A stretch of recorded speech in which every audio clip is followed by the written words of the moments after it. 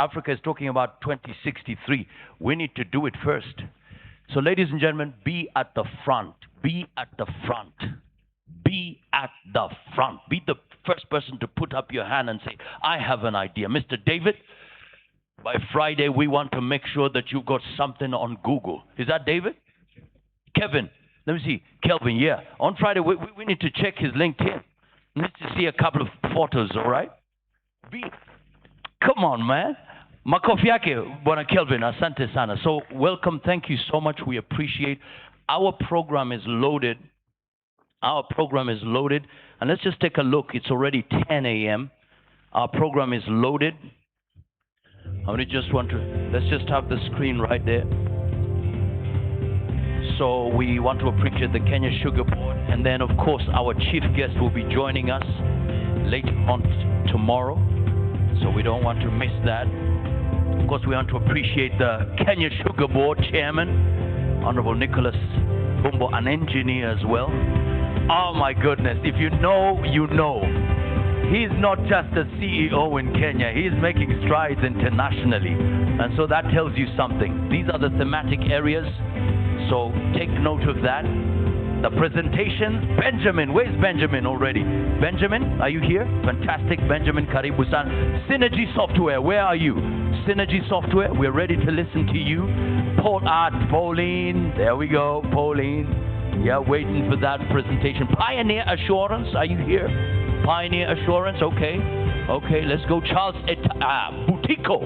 You remember the liquid sugar? There we go. So get ready for that presentation. Mui Roofing Solutions, where are you? Mui Roofing, okay. Smart Cane BV, Smart Cane BV, okay. Then we have our panel discussion. Mukame Gitau, Papi. Mukame Gitau. Okay, that will be a panel discussion. Jillian, is that Jillian? The one, so it's GJ, okay, now I get it. But it's good. Good stuff. Scalo, where are you? Scalo, my goodness. That should be an interesting. Pauline Wainaina, Kimani. Pauline, where are you?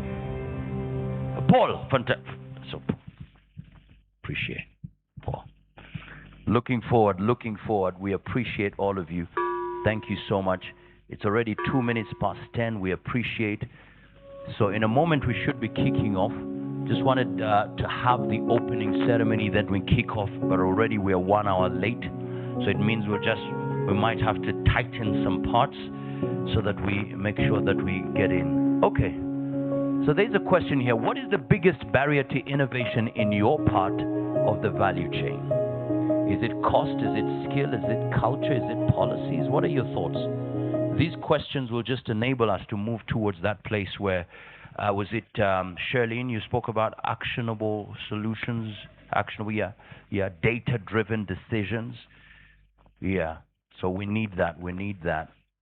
So it's not just one person deciding, but it's data-proven, data-driven decisions. So 100% policies. Of course, there's normally a gap. You know, somebody said, what's the use of having policies if they're not going to be implemented? So implementation of policies, absolutely important. Have the policies, the right ones, but at the same time, let's have execution, implementation. Fantastic. Okay, so we've got cost at 60%. What do you think? What do you think is the biggest barrier to innovation in your part of the value chain? Something that is going to hold you back. Is it cost? Is it skill? Is it culture? Is it policies? Let's find out. Okay, so just engage with that question, because as we continue on, we really want to unlock the potential that each one of us has. And it will start by addressing certain challenges as the ones stipulated on the screen. All right. So what is the biggest barrier to innovation in your part of the value chain?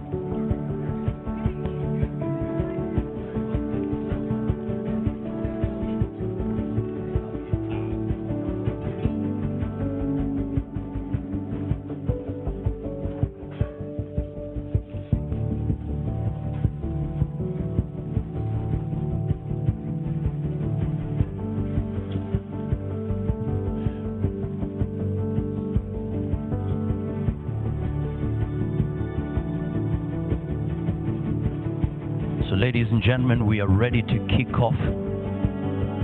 We'll start off.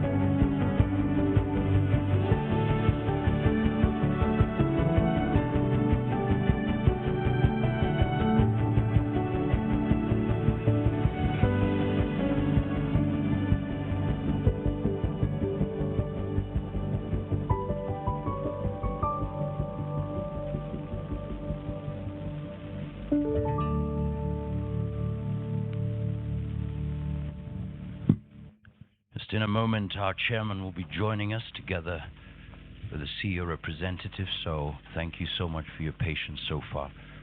We appreciate you. 8 minutes past the hour.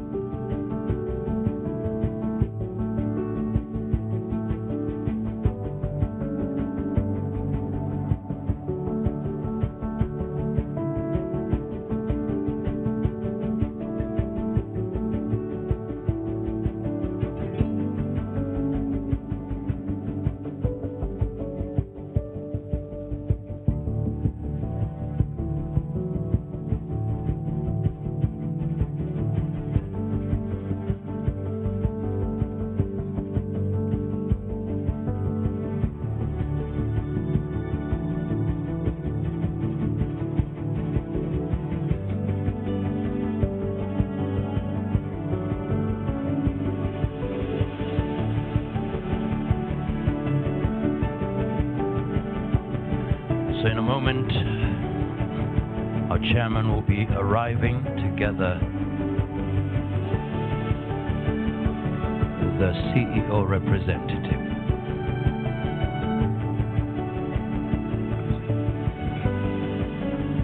So get ready to start. Get ready to start. Aha. There we go. Ladies and gentlemen, let's just appreciate our chairman, Kenya Sugar Board, makofi yake tafadhali. Thank you so much, together with this delegation. Karibuni sana, we appreciate you. Asanteni. Ready to kick off, ladies and gentlemen. Welcome, welcome, welcome, welcome, welcome. Ready to kick off. And so at this particular moment, I'd kindly request that we be upstanding for the Kenya National Anthem and the East African Community Anthem. And after that, we'll get the opening remarks for the CEO representative. Ladies and gentlemen.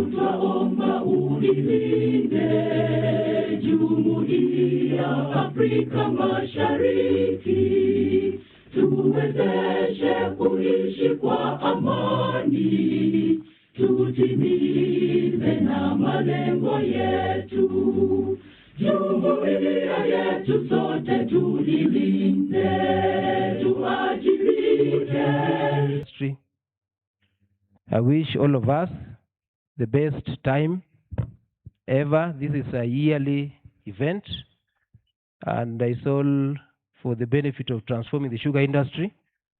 So we have representatives from every sector. Researchers are here. So I believe we are going to have a fruitful symposium for the next 2 days. So karibuni sana. I will continue updating you on what should happen as we go along. Thank you. Asante sana. Thank you so much. Time for networking, sharing those ideas. We want to make a difference indeed. Up next, ladies and gentlemen.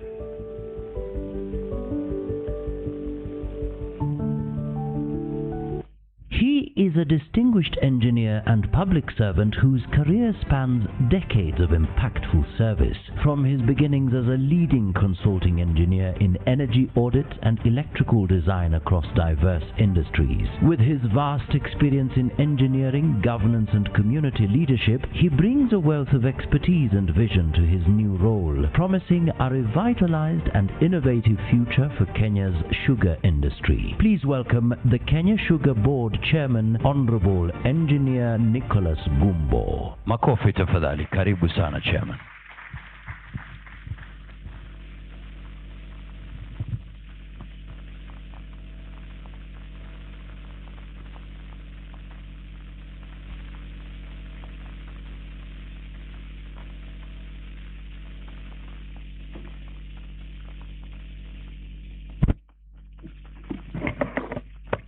Thank you, Johnson. Thank you, everyone. Good morning, everyone. My name is Engineer Nicholas Gumbo. I'm privileged to be the chair of the Kenya Sugar Board at the moment. I'll make a brief speech, but as you've been told, I have a political background, so I will be putting in some snippets, not political, all related to sugar. Distinguished guests, ladies and gentlemen, stakeholders, millers, farmers, researchers, and all participants, allow me to warmly welcome you to the Sugar Industry Innovation Symposium Expo of 2025, which is deemed the Tusonge edition. Today, we gather here not just as individuals, but as a collective committed to transforming Kenya's sugar industry. It's one of the most competitive and sustainable and innovative one. I want to thank each and every one of you for taking the time to engage, to listen, to share, and to act, because the future of our sector depends on the partnership we shall all build together. Our industry is in the midst of meaningful reforms. These reforms are not just abstract. They are concrete steps designed to revitalize production, strengthen governance, and enhance farmer welfare. And I think it is important to emphasize that last point. All of us gathered here today, obviously know that sugar, which is the primary product of cane farming, is not made in the factories. It's actually made in the farms. So the welfare of the farmer must be at the core.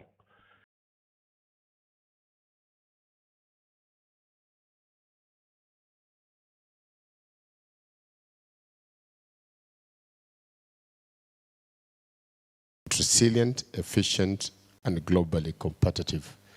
I think all of you who have been following the conversations within the sugar sector, from the very top of our governance structure, the aim of this country is to, within the next 2 years at most, be a net sugar importer. So, ladies and gentlemen, the Sugar Development Levy plays a central role in the transformation, improving road networks, cane development, research, extension services, and mill modernization to reduce operational costs and ensure that support reaches the farmers and millers who drive the industry. Transparency will be non-negotiable in the use of these funds. As you know, the levies that we collect and all other monies that go into the fund form a public kitty. And because it is a public kitty, all of us at the Kenya Sugar Board and all of us in the public space are obligated, not just by our laws, but by the Constitution, to make sure we are both individually and collectively accountable on how we use this money. The Sugar Development Fund, therefore, should not be seen as a burden into the future. At the heart of the sugar reforms that we are undertaking, as I've said before, is the farmer welfare. Prompt payment to farmers, timely access to subsidized fertilizers, not just subsidized, but cane-specific fertilizers, and effective extension services are not merely incentives. They are necessities to be able to incentivize our farmers so that our production levels can go up. They boost morale, increase productivity, and ensure that the farmers receive fair returns for their hard work. When farmers are empowered, when they are equipped with knowledge and the necessary resources, the entire industry benefits. A thriving farmer means a thriving sector. Reducing the cost of production, therefore, remains a critical goal. From where we sit as the Kenya Sugar Board, we would want to see, because ultimately, from the farm to the mill, the sugar must reach the table. So from where we sit, that can only happen if we reduce the cost of production. And some of these silent costs find themselves, for example, in the roads that service our farms, in our labor practices, in our crop husbandry practices. So this really, all this must be put in a basket which aims only to reduce the costs. Farmers are encouraged to adopt high-yielding varieties improved by Kesreti, our research arm, manage crops efficiently, and harvest at the optimal time. Millers, in turn, must invest in modernized services, efficient processing, and robust cane development programs. One of the biggest problems problems that the sector is facing is what we have baptized as cane poaching. Largely, it's not just poaching, it is really theft. And you know, you can only steal something which is in short supply. So we are deliberately encouraging our millers, and it is a precondition for licensing, that millers must engage in very deliberate programs to increase production. Together, these efforts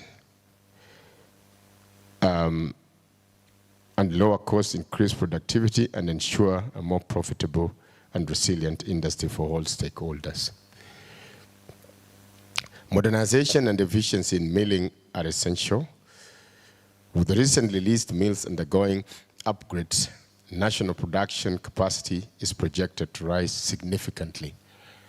As I said earlier, we are aiming in the next 2 years to do away with expensive imports so that we can be a net exporter of sugar, and in that way then we'll be able to save on our foreign currency. Adoption of modern machinery, digital systems, and improved farming techniques will finally bring us closer to domestic self-efficiency. If you look at some of the countries which are the major leading cane producers in the world, the costs actually start from even our planting methods. I have been to places where the seedlings are grown in nurseries, and that process alone reduces maturity periods by sometimes up to 3 months. And you know, if you can shorten the maturity period, then inversely, you also increase your profitability and you lower your costs. So, so we will be looking, that's part of the innovations that we are looking at working with our sister company, Kesreti, to see how these modern planting methods like single bud technology can become a culture in our crop husbandry. As we make these adjustments, we must address the foundation of our industry, which I've talked about is cane supply. Currently, we face some significant amount of cane shortage, but it has not reached alarm levels. The real challenge lies in the millers' investment in cane development. And the millers all know that a huge part of the sugar development levy is towards cane development. This is deliberate, really. Even if you build very efficient factories, they remain white, blue, red, or yellow elephants as long as you don't have enough cane. So millers must now increase investment in seed multiplication, mechanization, and farm-level extension services. Cane development is the backbone of production, and without it, our goals remain nothing but futility.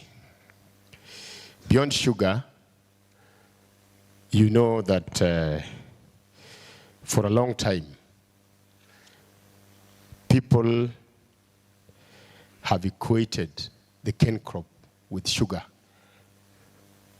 But the truth is, the cane crop has so many products. As a matter of fact, if you look at the cane crop in totality,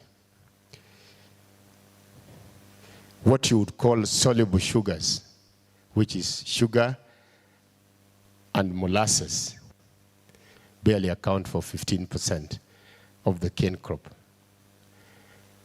So the question is, we are focusing on 15%. What about the other 85%? And you'll notice that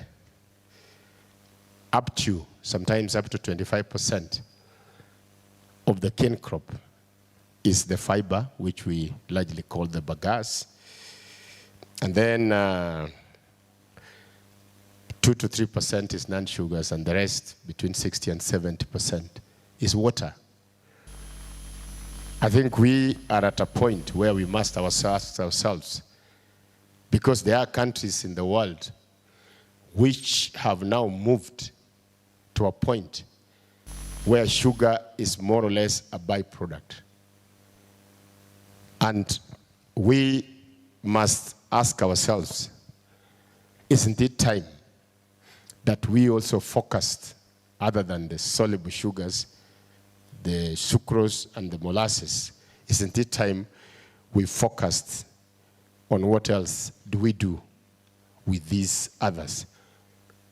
Because if you look at what we would call a modern sugarcane processing plant, it is now largely 3 legs.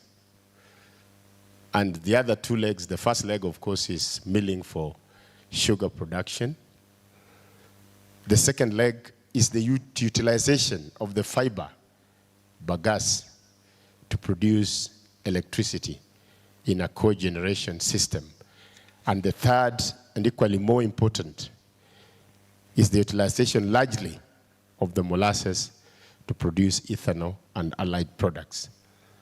Now, this is very important because you know, some of you may not know, but Kenya spends nearly 600 billion shillings annually to import petroleum and petrochemicals.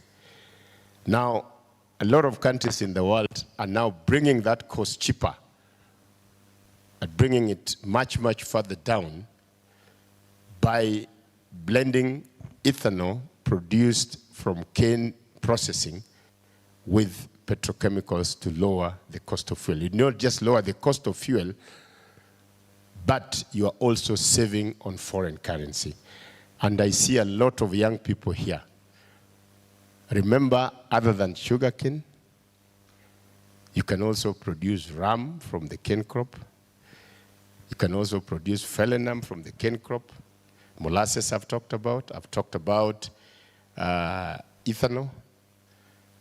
There's also the spent wash from the the processing of cane, the press mud. All these are really useful.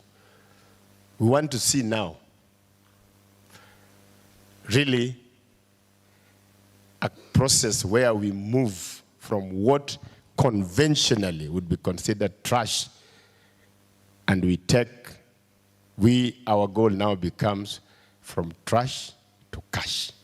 How do we then make that now our goal as we move forward? So, ladies and gentlemen, this is very important. And the symposium here really, we, like last year, this year, like last year, we dedicate them largely to the future of this country, which is our young people.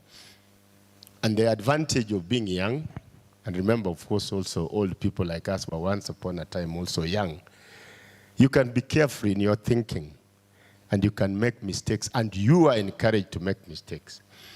Because you have gone to school, and you know, people learn more from the mistakes they make than what they get correct at first instance. So young people, I encourage you.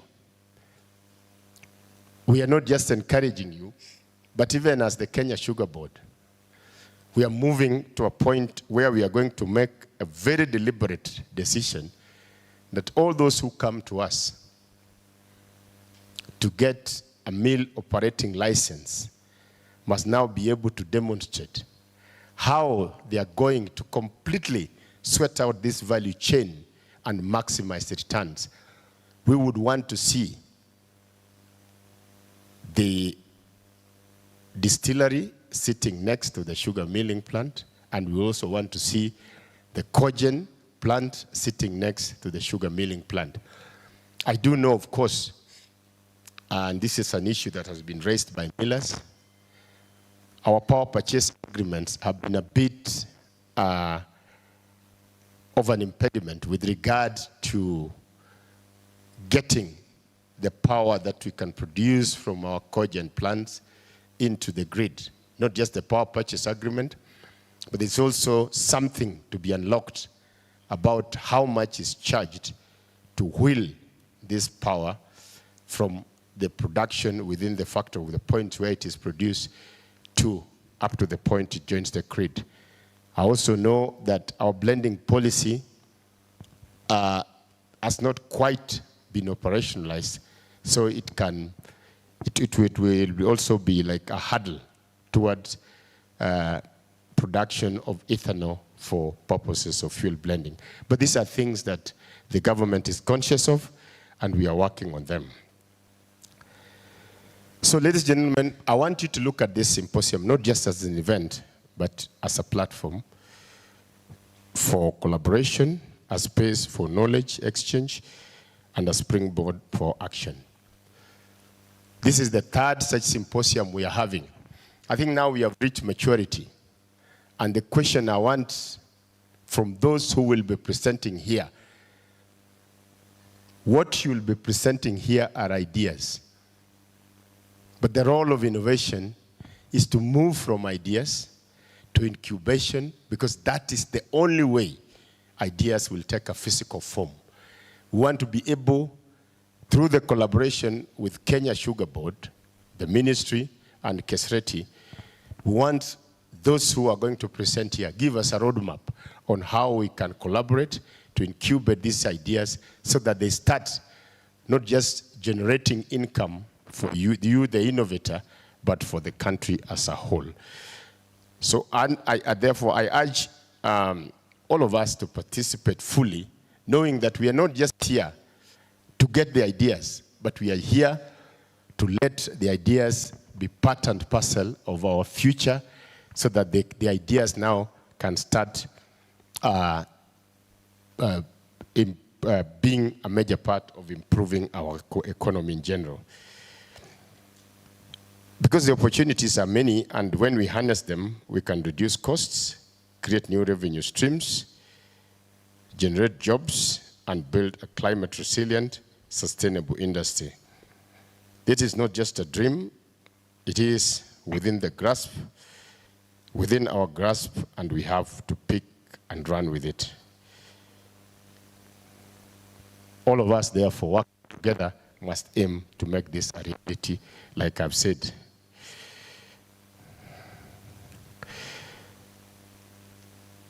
Therefore, ladies and gentlemen, let us innovate boldly. Let us modernize consistently. Let us invest responsibly, and above all, let us protect the goose that lays the golden egg, which is our farmers. Just to contextualize so that we know what we are talking about. Right now, estimates are that if, for example, you put up 3,000 TCD plant with efficient production, that plant should be able to give you 15 megawatts of electricity, and it should be able to give you 60 million liters of ethanol annually. Right now, Kenya has about 20 sugar milling factories. If we were to take the industry average at 3,000 TCD, then you can easily see that we can generate up to 3,000 megawatts of electricity from our sugar milling plants alone. That is important because right now, we are actually in the middle of rationing. And this is what we need to address. The interesting thing, and those of you and the farmers know this, about sugar growing, is that while the processing produces carbon, sugarcane is one of the best carbon sinks. And that is why we say the sugarcane plant is a carbon neutral plant. It absorbs to grow and emits when it is being processed. So as I conclude, ladies and gentlemen, with all these innovations and reforms, honestly, I can say when we start now looking at our ethanol plants being part of our investment, when we start looking at cogens being part of our industry practice, when we start looking at all the byproducts that you can get from the cane crop, I cannot see why our farmers, who are our primary focus, should not be able to get a minimum of 15,000 shillings per ton as opposed to nearly 6,000 which they are getting now in the next 10 years. I am very optimistic, but this will require boldness. This will require belief in ourselves. This will require industry-wide collaboration. Ladies and gentlemen, I thank you. Think freely. Let us exploit and stretch our imaginations. And I think the sugarcane crop may just be, if it is not already, the crop of the future for our great country and East Africa and Africa as a whole. I thank you. May God bless you. May God bless our great country, Kenya. Asante sana. Many thanks, Bwana Chairman. A thriving farmer means a thriving sector, from trash to cash, a springboard for action. That's why we're here. Move from ideas to incubation, innovate boldly, protect the goose that lays the golden egg. That's the farmer. Ladies and gentlemen, we are about to get to our break, but before that, we have a wonderful spot for you after break. And just to give us a little bit of it, we have an exhibitor, 5 minutes. Pioneer Assurance. A big round of applause for Pioneer Assurance. Come, please talk to us. 5 minutes. 5 minutes. Remember, we have a timer, so keep it 5 minutes. Break is about to come by. Makofi yake tafadhali. Pioneer, take it away. Hit the ground running. All the best. Take it away, Pioneer.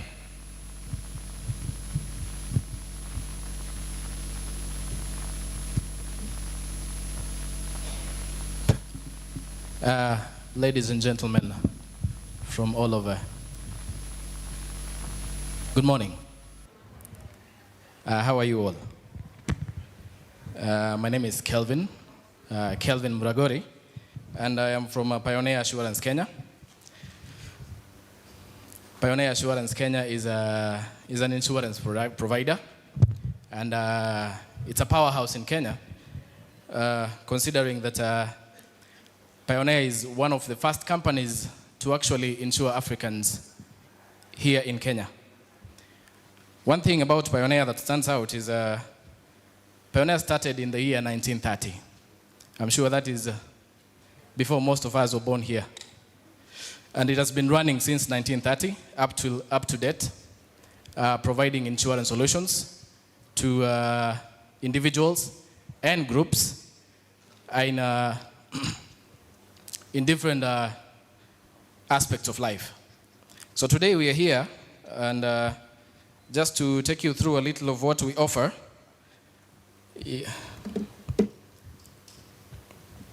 So to start off, Pioneer is a company that keeps promises and delivers on our plans. First of all, we have different types of covers that we offer at Pioneer. We have individual life insurance covers. Those are covers that you take for yourself as an individual. These are covers that every other individual who knows how to plan their lives needs to have, or is supposed to have. Because, you know, at insurance, we usually cover the risks that might occur in life. And these are things that, whether we are ready for them or not, they will happen. So it's better to, it's actually better to have an insurance cover and don't need it, rather than don't have it and need it. Okay? Now, apart from individual insurance plans, we also have group life and pension plans. In our society today, most people usually depend on the pension plans provided by the government. But we came up with the pension plans that enable you to save for your future. You know, I heard somebody say somewhere that the best time to start saving for your retirement is the day you are employed. And the second best time to start saving for your retirement is now. So at Pioneer, we have different covers for retirement and pension plans that we offer, which are pocket-friendly and affordable and convenient. The third thing that we offer, or maybe the third group of policies we offer, we have general insurance. When I talk general insurance, I mean this includes motor insurance, liability insurance, we have travel, businesses, and all that. Okay? So to wrap it all up, Pioneer is a powerhouse that has been standing for a very long time, and we are also still going to be standing many years to come.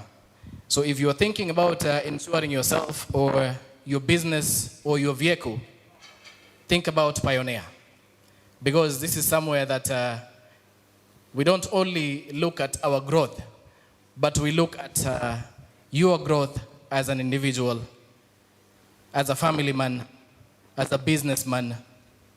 We intend to grow with you. So as you think insurance, think Pioneer. If you want to think big, think Pioneer. So why should you trust insurance why should you trust Pioneer? Just to finish, we have a legacy and trust that has been running since 1930. Most other insurance companies are young, and we are like their father. So when you think about insurance, think about Pioneer. And our policies, as I said in the beginning, are pocket-friendly and are reliable and very affordable. So as we conclude, we have placed our tent somewhere over there.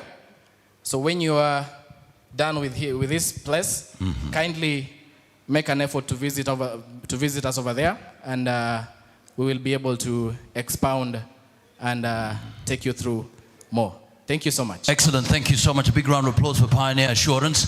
Ladies and gentlemen, after 30 minutes, we'll kick off with our first thematic area number 1. So take a break. But all of us, we head to the exhibition spot, and I'd kindly request the chairman and his delegation to guide us. All of us, let's right away go to the exhibition spot. For the next 30 minutes, take your break.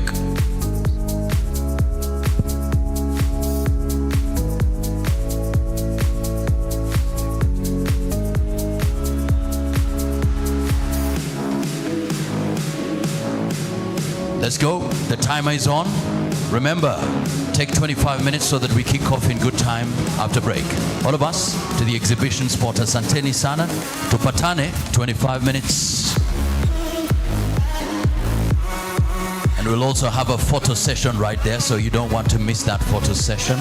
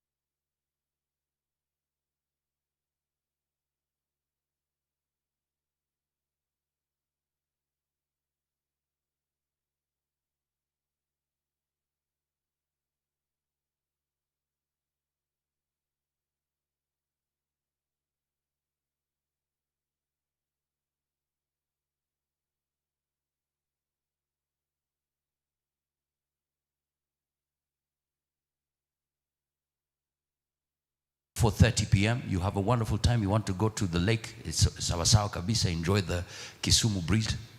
Fish kidogo sio? Namanjia. Are you from Kisumu? Kakamega. Neighbors, Bus. So we need, how many people are not from Kisumu right here? Just put up your hand. That's why we need to close by 4:30, Sindio? So that you have a wonderful time. Bus. Excellent. Give me sound there, right there. Thank you so much. This particular focus, this is our focus, decarbonizing and green innovations in sugar production facilities. 25 minutes, we have a timer. Once you hear this sound, I'd kindly request that you wind up. That's the sound, that's the gong. So for now, a big round of applause for Bwana Benjamin. Karibu sana, talk to us 25 minutes. Makofi yake tafadhali. Thank you so much. Go ahead. Thank you very much. My presentation is on decarbonization and green innovation in the sugar industry. The chairman talked on some element of the same.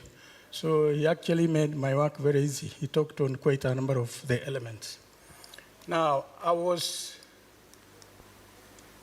boxed into 4 thematic areas, which I'm going to talk about.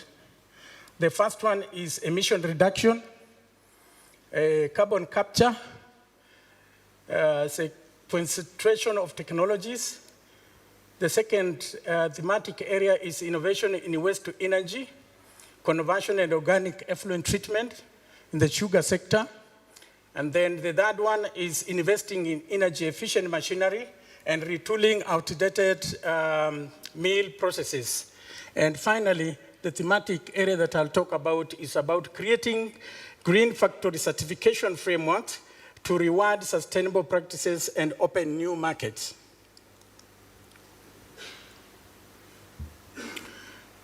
Under that thematic area, there are 2 key issues about emission reduction, where we have bagasse, and for reduction to be done, as you are aware, or if you are not aware, if bagasse is combusted or heated when it has a lot of water, it produces smoke emissions.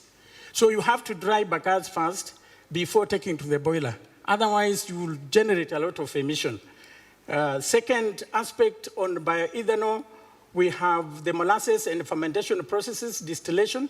But the waste that comes from there now, in order to reduce the emissions, we have what we call advanced biodigesters for boiler usage, and other than doing what is called flaring. Flaring is a process that you are burning the extra gas or extra biogas. Under the carbon capture and other technologies that are related to it, one of the areas that we are talking about is bioenergy production. And I'm happy Pauline will be picking up from there and she'll give really what it involves. Second aspect is improved agricultural practices, which involves minimum tillage, cover cropping, afforestation, reforestation, green harvesting other than burning, and then finally, thrash retention. The third aspect, which is under research, is on industrial carbon capture, storage, and then it will be injected into the ground. The last aspect there is about, currently, which is being done, is CO2 captured and used or recycled in other facilities. Under the second thematic area, under innovation in waste to energy, conversion and organic effluent treatment system. Now, the innovation currently that is present there, which the young people can pick up from, is that this byproduct called spent wash, it looks like that. That spent wash is the most difficult organic waste in the sugar sector. It is very difficult to treat it. It has extremely very high BOD. All environmental issues we have in this country to do with sugar industries are related to spent wash. However, because of innovation, let's see what happens. Now, the sugar industry is about 2 or 3 of them currently have innovated on how to deal with that spent wash by, first of all, using the technology, the mechanical vapor recompression, which is normally is known as MVR, or multi-effect evaporators, MEE, to concentrate the spent wash. So the first thing is to concentrate the spent wash. There are two technologies currently. The first one is more effective than the second one. After you have concentrated the spent wash, it is mixed with bagasse. Currently, some of those ones who are generating energy out of it at the ratio of 60 to 40. 60 to 40. Then after mixing, you incinerate the mixture, generate steam, and there you produce your power. The dried incineration product, ash that comes out of the entire process, is also a very good fertilizer. So that innovation has really sorted a lot of problems that the sugar industries were having. Instead of discharging to the environment, which was a problem, now it is earning them a lot of revenue in terms of power and in terms of organic fertilizer.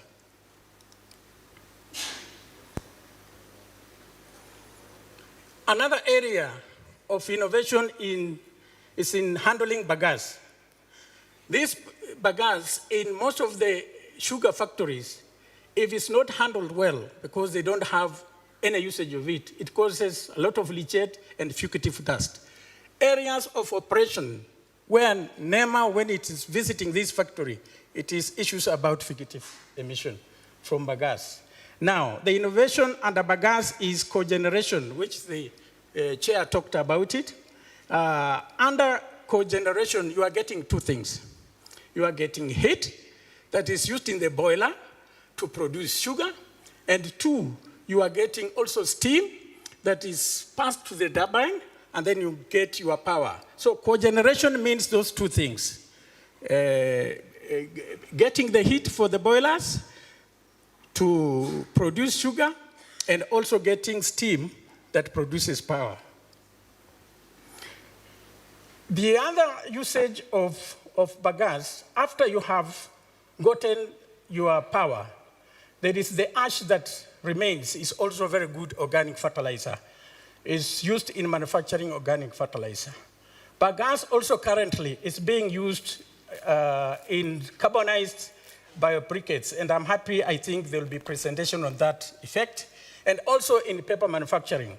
So under the innovation in organic effluent treatment system, currently we have very advanced system that recovers biogas. This is mainly with distillers.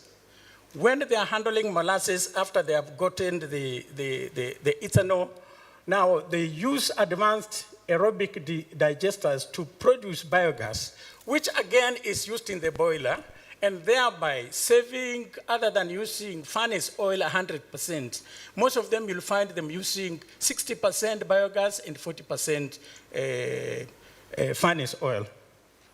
Again, there is also an output of biofertilizer, which is very rich in potash.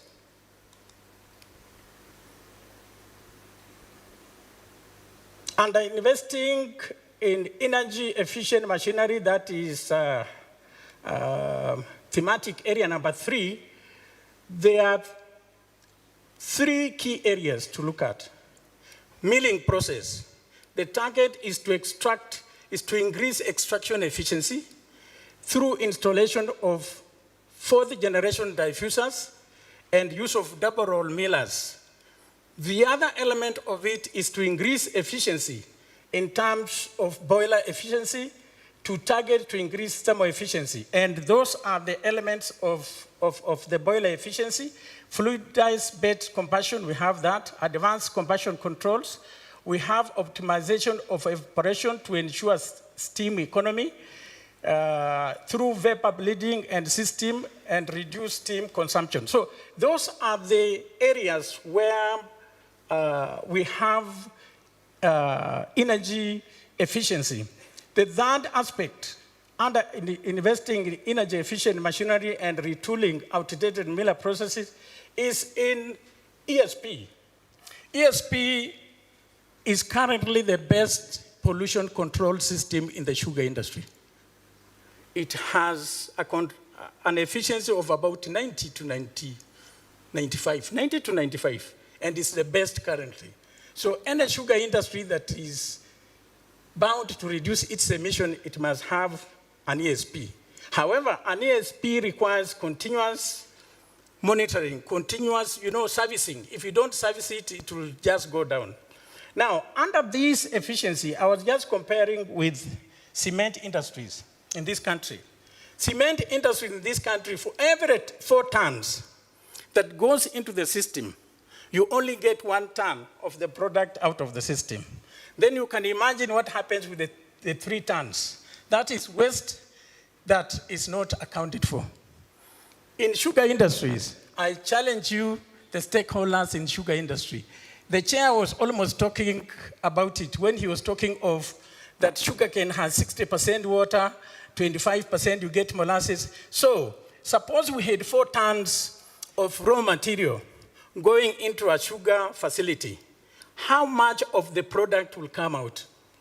That will be able to measure the efficiency in the sugar industry.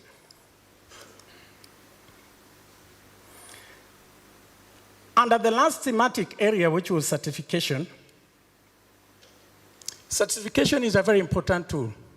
I was comparing it with what happened in this country in early 2000. When the consumers of flowers in Europe came up with that certification system to control whatever goes to Europe based on how you produce it. If you are not following certain criteria of producing it, no, the product does not enter their country. If you use a lot of fertilizers into the flower farm and there is that residue that remains beyond a certain level, no way. So it's a marketing tool. It's a very important marketing tool. It also will, in the sugar sector, it will lead to innovation. It will lead into competition in that sector. Again, if this certification system is done properly, it will attract less regulatory visits. Because if we agree on that certification such that if you get, let's say, bronze or you get gold, then it means at that level you have made certain provisions of certain sector, let's say environment, and therefore NEMA does not have to come to you because you are a certified person. So it can lead to that. And who are the stakeholders? I was just putting in my thoughts. This is not a certification system currently in place. I was putting in my thoughts so that it can attract your thinking. And then from here now, I think we can see whether we can develop a certification system. So who are the stakeholders currently that need to sit to come up with certification system? We have the key stakeholders as sugar facilities. We have regulators, we have farmers, and finally, and not least, we have consumers. So these are the stakeholders that we expect that the Kenya Sugar Board will sit down at one point and bring them together so that we can work out this certification scheme. I actually put in a few of my thoughts on how it can look like. This is not a certification scheme for the sugar sector because we don't have it yet. But I was just putting in my thoughts. Whatever is in whichever category applies with other regulatory agencies. Silver, we could possibly say you should be 50% cogen. That is, grid connection, you must be connected to the grid. You must be fully compliant to EPR. This is extended producer responsibility, the recently regulations by NEMA. And you must also have priority on power purchase agreement. On gold, I was just putting in my thoughts.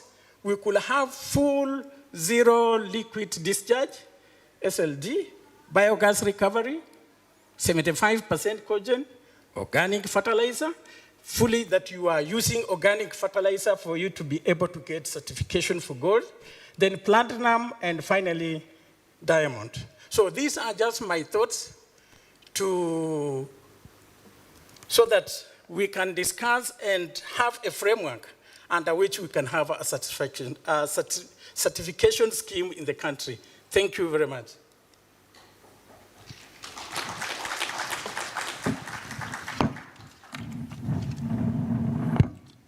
Any question? Sorry, I had to rush.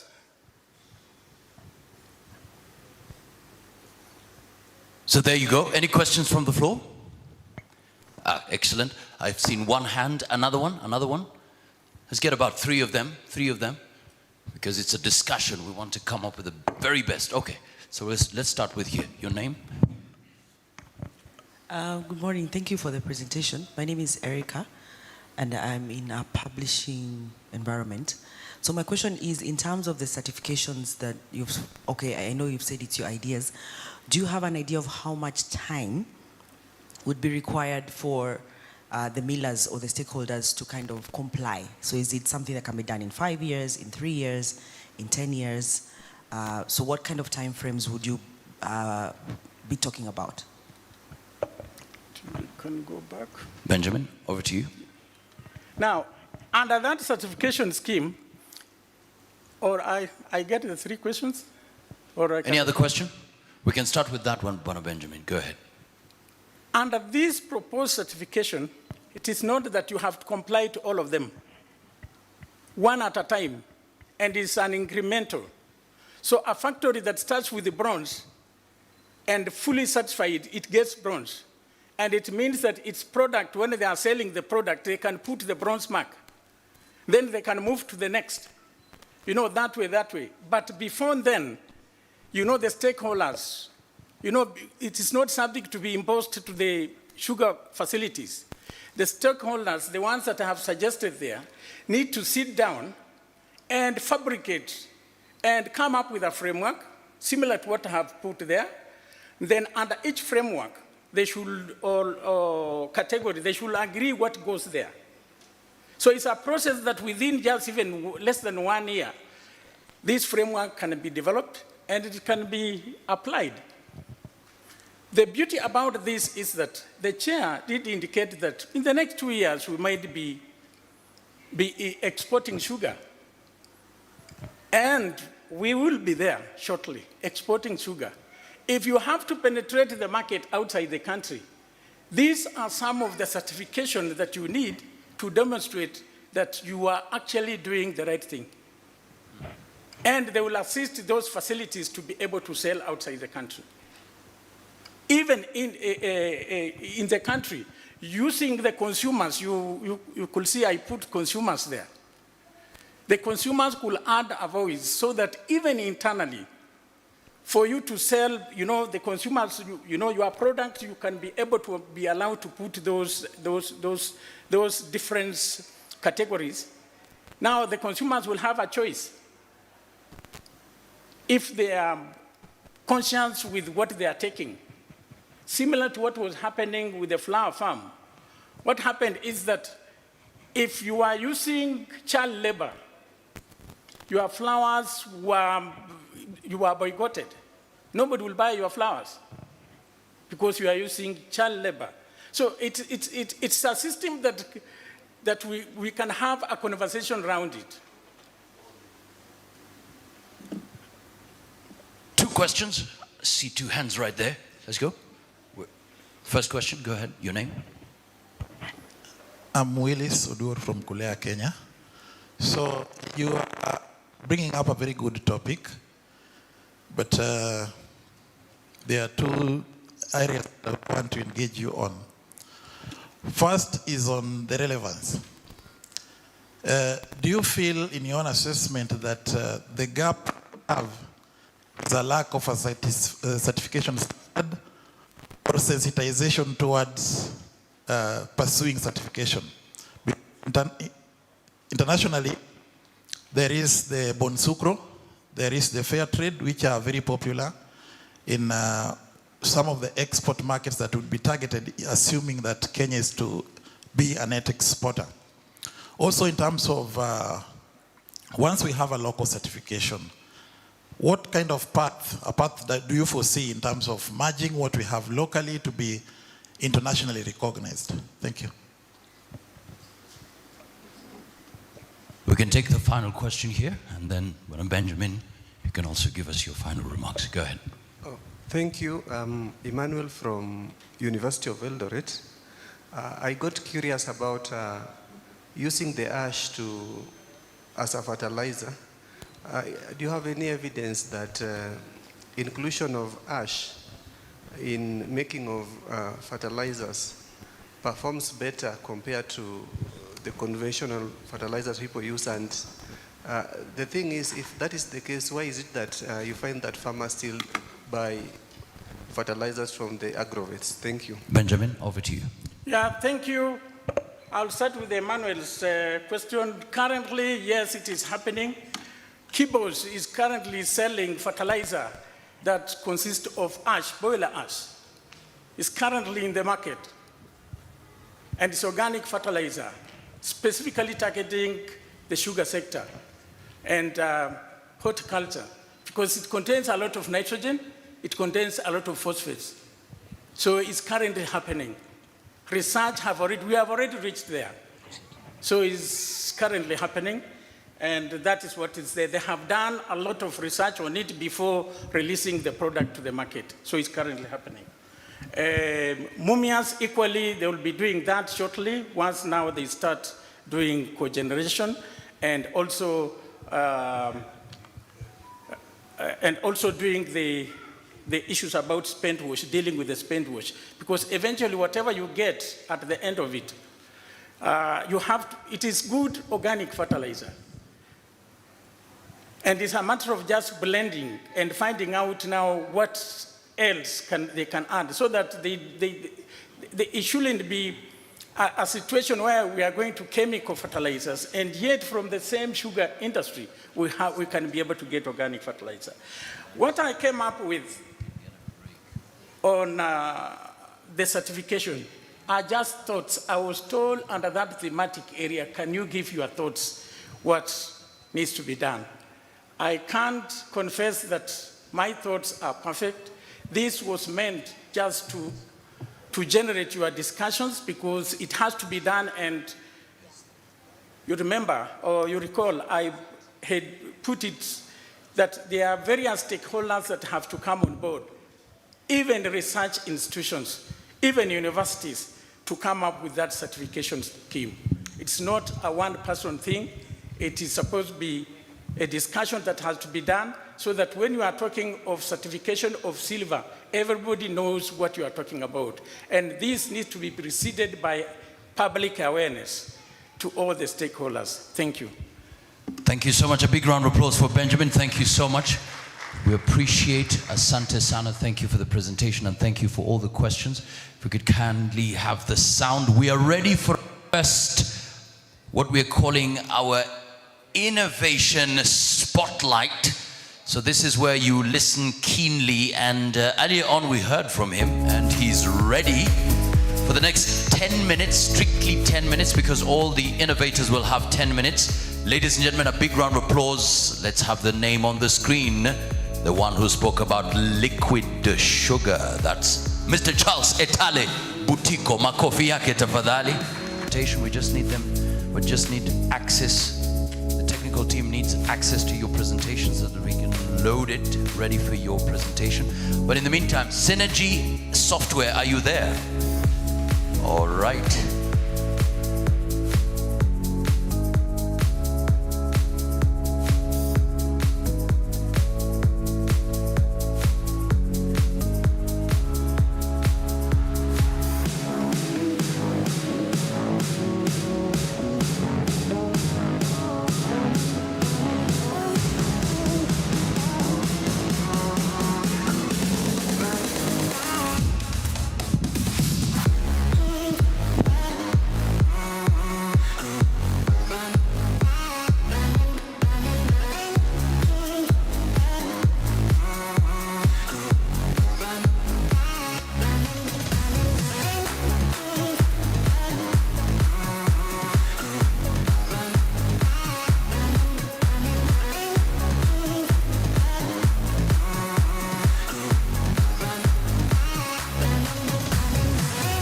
Thank you so much.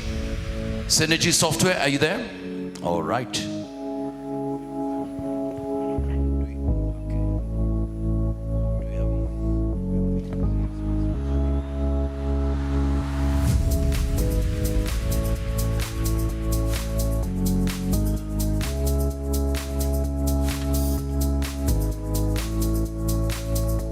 So just in a moment,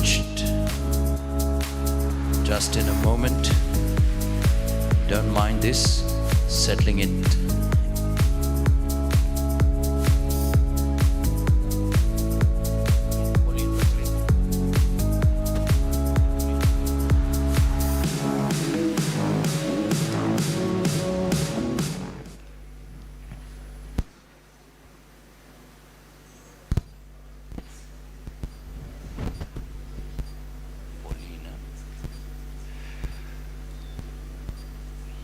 Mr. Benjamin made mention of Pauline, who will be coming to talk to us, and looks like, Pauline, you are up next. It's a special presentation on net zero transition. Net zero transition. So I'd kindly request for the next 25 minutes.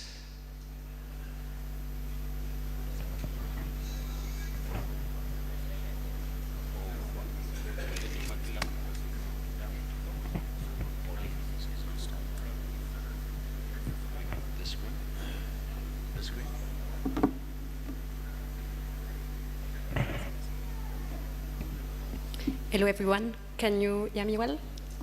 Good. Excellent. So maybe I will just introduce myself while they are putting up the presentation. So I'm Pauline Dumont, I'm coming from France, and I'm really glad receiving this invitation from the Kenya Sugar Board to present what we do. So my company is called Net Zero, a startup launched a few years ago, working specifically on biochar. And I would be explaining a little bit more about what we do, what has been our innovation journey, and how biochar can benefit for all players of the sugarcane industry, the farmers, the mill, and at the end of the day, create a real circular economy locally. And I do not have any clicker here.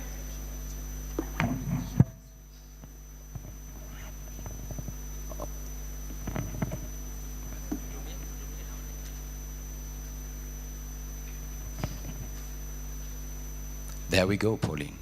Thank you. If someone can bring me the remote?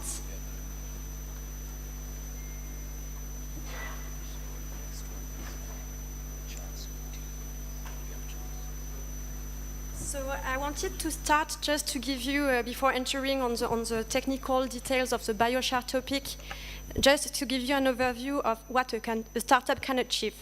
So we've been 2021. And currently, we have already 5 industrial sites running in Cameroon and in Brazil.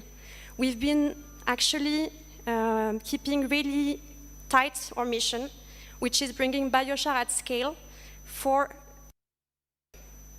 So what was our real polar star was really to think how we can develop the best technology and the best system to bring biochar back in the soils, and more specifically in tropical soils.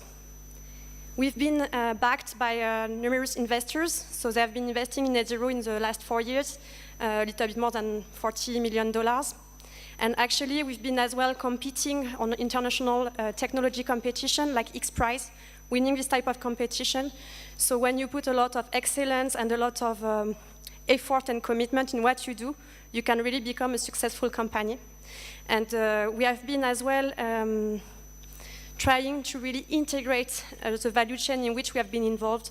So the coffee industry, for example, and the sugarcane value chain in Brazil, trying to really be close and develop partnership and a business model that is fitted for the people with whom we are working. We are not an equipment company, we are not a consultant, we are bringing a technology that has been designed to make the most of crop residues and bring it back to the fields on the form of biochar. All that with all the stakeholders around, so the processors and the farmers.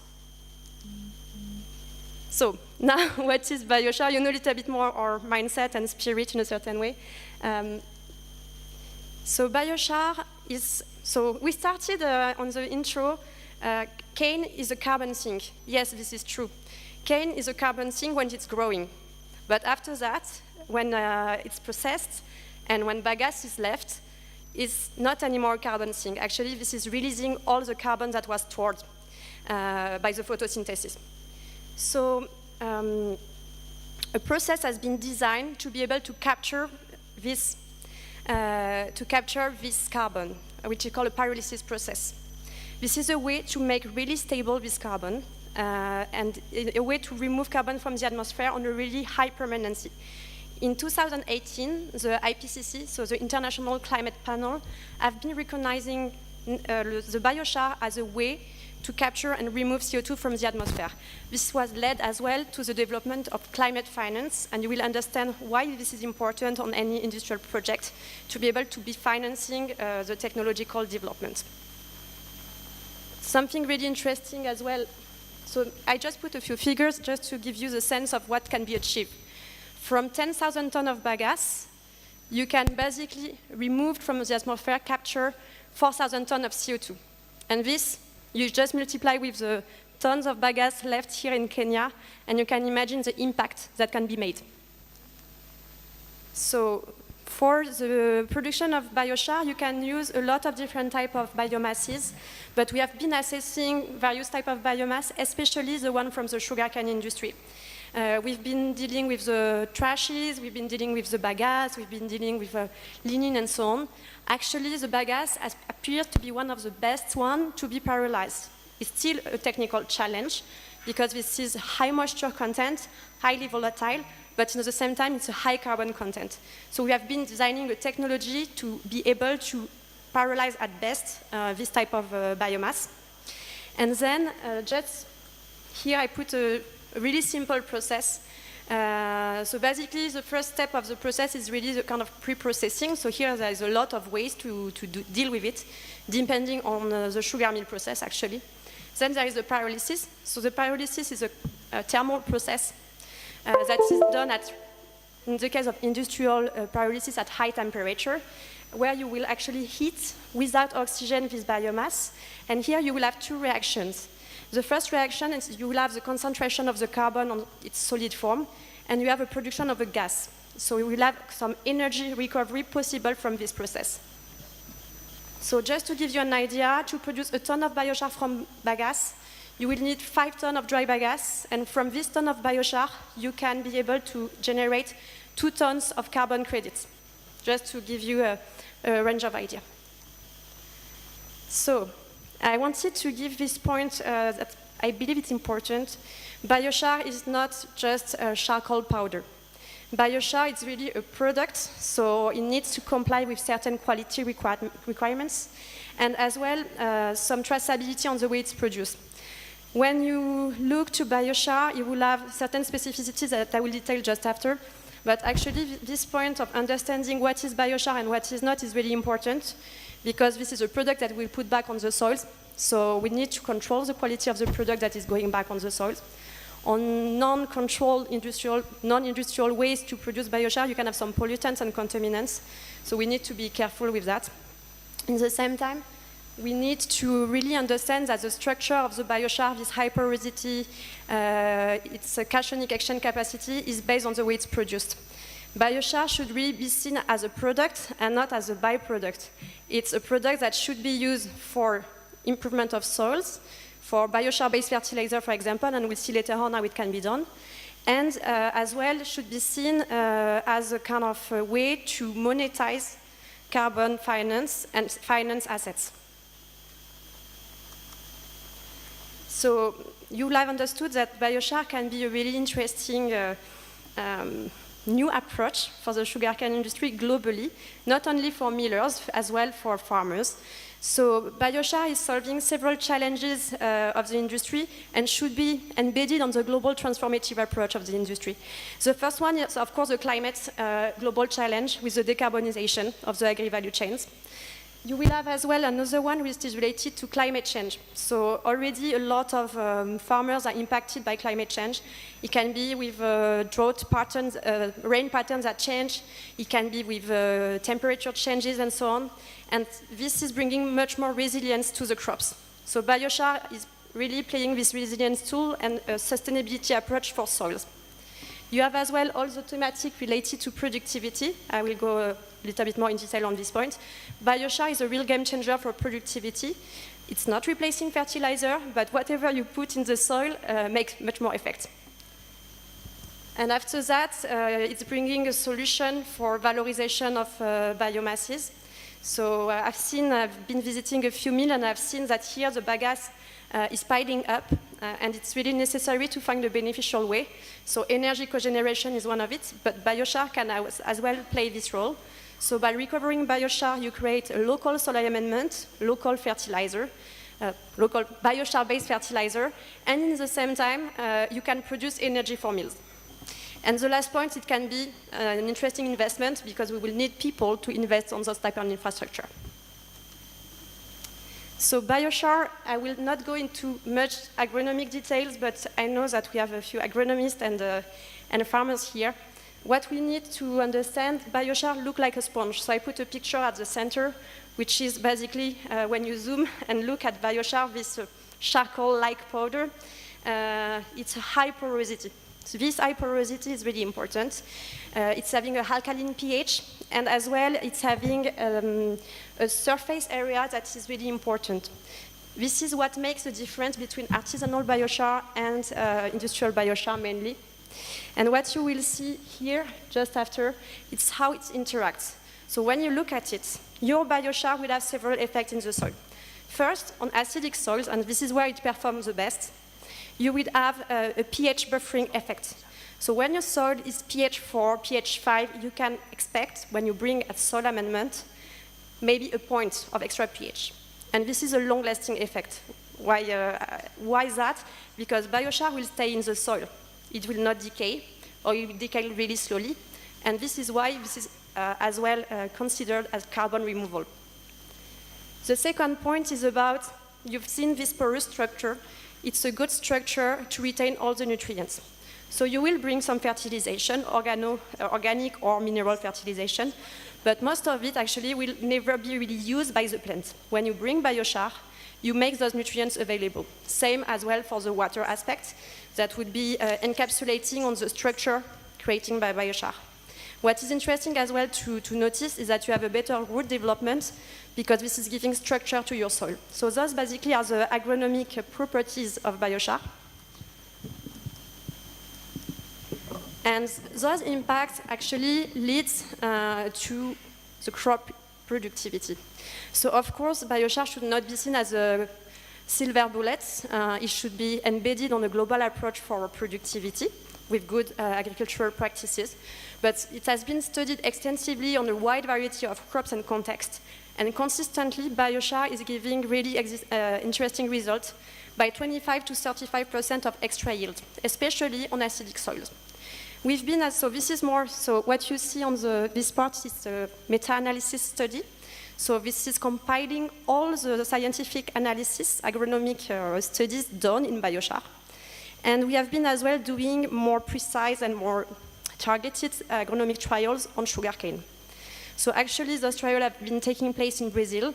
So far, we have around 10 different field trials experiments. We are starting to receive the first results. All those trials have been implemented with universities and agro-industrial players. And what we see constantly is that there is an impact on the yield, 15, 20, 40% sometimes. Not only on the biomass part, not only on the cane growth, but as well on the sugar content. So sugar content, you see small differences actually. You will have an increase on the juice quantity, but as well on the sugar content.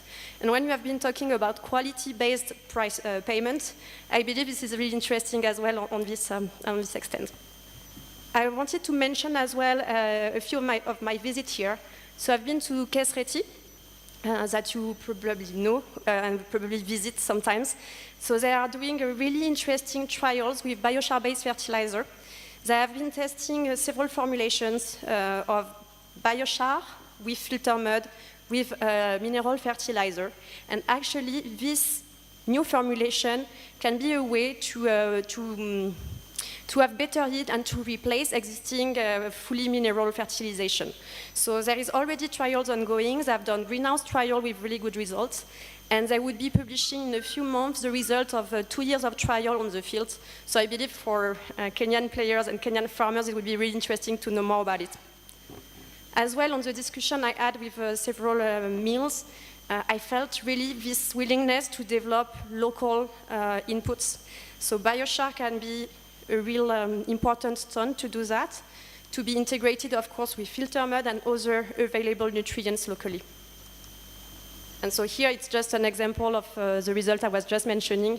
So here in this picture, it's in Brazil, and you can clearly see how biochar treatment can develop the yield and the growth of the cane.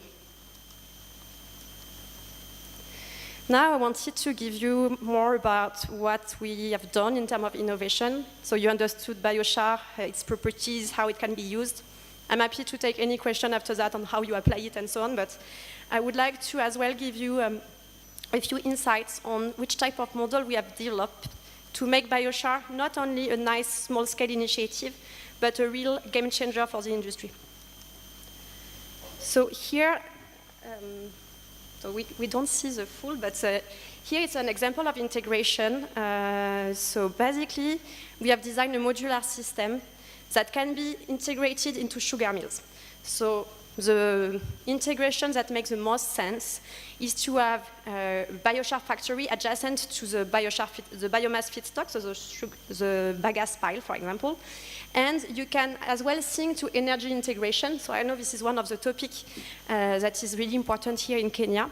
So when you produce biochar, you produce energy. This energy, these really hot flue gases that are coming out that can be used on several ways. When you have distillery, it can be used to evaporation. When you do not have, it can be used for preheating of the juice, from drying of the bagasse. There is very many ways in which it can increase the energy efficiency of the mill. Here it's a picture of a system that we have designed. So here you see a containerized system. Actually, this is a really breakthrough technology. This is the one that have been awarded by the X Prize Award. It looks simple, but this is as well because it was designed to be simple. What led us here, it's a three-stream approach. Should be easy to install because you will be installing it on an industrial existing site, so it's super compact. And it's pre-assembled. So you just need to, actually, the Net Zero team will come into your mill and install it, and commission it, and train the team. Then it's as well, it has been designed as well to actually be easy to operate, because as you will have understood, Net Zero will not sell a technology and run it for you. It's your operation, and it's your business. So this is why it has been thought as well with a strong digital backbone to have a maximum of remote control, alerting system, and so on. We have as well designing an offer, a service offer in terms of technical assistance to make sure that you get the most from your biochar factory. And the last point, and something that I wanted to mention as well, it's the ease of maintenance. It has been thought to be able to replace the spares easily and so on, so you would have a high efficiency and a high reliability of your equipment. So far, our plants are running with 90% of availability. So this is really something that can be fully integrated to stringent industrial routines. And we have been as well designing, so this is more about the innovation history as well, but we have been designing a full digital backbone. So being able to design the equipment, being able to get data on any point of the process, being able to have this digital measurement and verification system. We have been as well designing this system, partnering with the best in class, I would say. So Dassault system for the production systems, but as well Palantir, so the American firm that is actually supporting us on creating actually the structure that is hosting all the data and connecting all systems. This makes a lot of sense when you start to collaborate, because any company will have its own system, and the system we have been designing is designed for integration. So you will have to understand this is not only about hardware, this is software, this is as well knowledge. So we have been developing an offer to support installation and commissioning, technical support, agronomic knowledge. And at the end of the day as well, as the sales of the carbon credits. Whatever we have bring in the table in terms of digitalization and traceability, this is the end game. If you want to have a profitable and sustainable project that produces biochar consistently, you need to be able to guarantee that you will sell your carbon credits over the long run, over the 15, 20 years of your operation. And this is why our system is designed for scale, and to scale with the market as well. And so, here I will not go here. So just a few conclusion insights. This is a biochar project should be seen as circular economy. This is climate, this is better soils, better yields for farmers, and this is as well energy for a meal. So everybody would benefit from such a project. And what is really important to start with a project is to start to think on how you can integrate it to industrial operation, but as well on the farming practices. So those are my last comments. I'm really happy to take any question. All right, thank you so much. A big round of applause for Pauline. Thank you so much. If you have any questions, please just put up your hand, and you will get a microphone very quickly. We just have minutes to close this session. All right, any question? All right. Linux, take it away. Thank you very much. What is the cost of setting up a small-scale facility similar to the one you showed us there?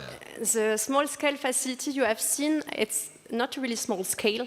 Actually, this is dealing with around 30,000 tons of dry bagasse per year. So it's quite a large-scale factory. I would say a couple of millions of dollars to install that, with a return on investment that can be really quick, actually 3 to 5 years. So we are talking really industrial projects. What is the return on investment? Sorry? What is the return on investment? The return on investment, it depends how you set up your project. But just to give you an idea, you will have 3 revenue streams in a certain way, or 3 value creation streams. The biochar use, the energy recovery, and the carbon credit recovery, carbon credit sales, sorry. So in this case, for example, when we take the example of a sugarcane biochar factory, you will have 50% of your revenues, more or less, sometimes a little bit more, depending on how it is set up, coming from the carbon credits. So with what we have been assessing and the current prices we are able to deal with, we can expect 20 to 30% of return on investment. Thank you. You're welcome.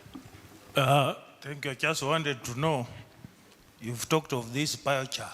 Yeah. But I think you've not talked of the rates, because how much do you apply in an acre or a hectare Yeah. so that we get maximum returns? Okay. Number 2, we also need to know the cost of production or costing. What will it take me maybe to produce a ton of biochar, or maybe 50 kg of biochar, so that we can now know if the farmer will make a profit or not? Thank you. Yeah. So biochar can be applied on 2 ways. For really acidic soils, we recommend to use it as soil amendment. So you will use an application rate of around 5 tons per hectare. You imagine that you apply it once when you will be preparing your lands, and it will stay in the soil. So this is a kind of long-term approach. This is large quantities, so it's a kind of soil investment, okay? The second way to approach it is to produce locally biochar-based fertilizer. So instead of DAP, for example, you would be using a blend, a formulation of biochar, of filter mud, and a bit of DAP and urea. Actually, this formulation is adapted for sugarcane, and with that, would not have a big price difference with what you are already using as input. I do not have a specific element on price of the biochar. Each project is different. It depends on how it's produced and how as well you are able to perform on the carbon market. But at the end of the day, it should not bring a real extra cost to farmer. And even if you should see it on investment sometimes when you bring large quantities, I'm pretty sure that there are interesting schemes that can be worked out in terms of financing. If it's just biochar-based formulation, the impact is it's really small. As soon as you think to apply, to prepare lands and to bring more structure to your soil, here it should be worked out with probably the cane development programs. All right, okay, final question there. Final question, and Bonacharles, please be on standby. Yeah, thank you, Pauline, for the presentation. I think there was a specific question that was asked which for me it would be of great interest, particularly on the cost of the establishment, because what you've been clear about is on the payback period in terms of investment. So out of the three potential revenue streams, would we maybe get to know an estimate cost in US dollars so that we can contextualize it? Yeah, just to give you an idea, it depends on the size of the factories, but a factory can cost between $5 to $10 million. It depends how much it's integrated.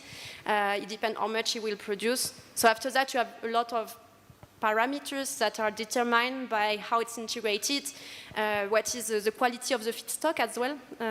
So it's really difficult to give you an answer, but basically for the first level of investment, it would be usually around 5, little bit less, little bit more, depending on the project. All right. Thank you so much. A big round of applause for Pauline. Thank you so much. And if we could have a bit of sound right there. Pauline, we just have a quick surprise, Kenyan surprise. Lennox and Bwana Mukabana, please join her at the front. We'll be at the front. Fantastic. There we go. Give me sound there. Give me sound, please. Give me sound, please. Give me sound, please. Give me sound. But yeah. Please join. Bwana Lennox, you asked her questions, so we want you to teach her something. So they're going to teach you something. Don't worry. You just have to follow. Come on. No. Look. Lennox, come. Give me sound right there. Give me sound right there. Ladies and gentlemen, and all of us will stand. And Dr. Paul, I may also need you here in a moment. Give me sound right there. Do we have sound? Okay, we good? All right, so let's do this. Thank you so much. Okay, so it's simple. Now show us. How do you do? There. Kila mtu tusimame kidogo, tusimame. Just that. Pauline. Mabeka kidogo. Wewe. Benjamin, I can see you. Wewe. Aya, zunguka kidogo.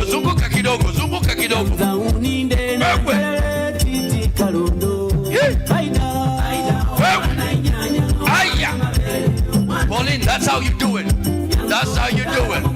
A big round of applause for Pauline. Thank you so much, Mukabana. Thank you so much, Lennox. Well done. Fantastic. Well done. And thank you really much for dancing with me and showing me. And thank you for all the organization. Fantastic. Makofi yake tafadhali. Thank you so much, Pauline. We really appreciate you. Many thanks. For the next 10 minutes, ladies and gentlemen, get ready. These are what we call innovation spotlights. So this is the first one. So this is where you want to listen, because we want to move together to Tusonge and we are moving forward with innovations. Ladies and gentlemen, we are ready. Are we ready? Bwana Charles? Think about liquid sugar. Liquid sugar. Tuko tayari? This is your moment, 10 minutes. And remember, we have the Menti platform ready. Menti platform ready is for you. So anytime you have a question, just post it there. There you go. We'll just keep it open. If possible, just start with the name of the person. So if Kibet is giving a presentation, just start with his name. Kibet, then question. Kibet, then his question. Right now we're going to Charles. So start with Charles, then his name. Charles, where are you? It's 33 minutes past 12 p.m. Okay, Bwana Charles. Okay, we're really looking forward to your presentation. But in the meantime, very quickly, just a random check so that we are all together. Just a random check, just your name and what stood out for you so far. What are you picking? It'll be important. So I'm here. I know you're on your phone, but so far, what's your name? Emmanuel. What have you picked since morning? It's about using organic fertilizers from Bagasse. Okay. So, Bagasse, besides using as fuel, we can generate fertilizers from it that can be affordable and can increase yield. Fantastic. Makofi yake Bwana Emmanuel. Thank you, sir. What about you, sir? What about you? What's your name? Victor Ochieng. Victor Ochieng, umejifundisha nini? What have you learned so far? About the impact of certification in sugar facility, new markets, innovation in the sugar sector, and competition in the sector. Wewe, makofi yake tafadhali. Thank you so much. Bwana Charles, we need you to kick off. We're ready with you. We're ready. Are we ready?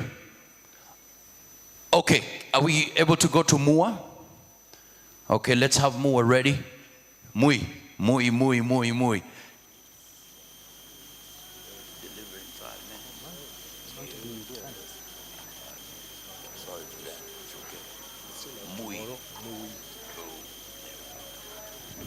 Okay, so our next presentation as we wait for Bwana Charles. Bwana Charles, all of us are really gearing. We want to get to hear this innovation. But right now we have an exhibitor on the spot. That's Mui Roofing Solutions Limited. They will have 5 minutes to talk to us because after 5 minutes, we'll need you to visit the exhibition spot. So, Mui Roofing Solutions Limited. Makofi yao tafadhali. Let's have their presentation set. 5 minutes. Go ahead.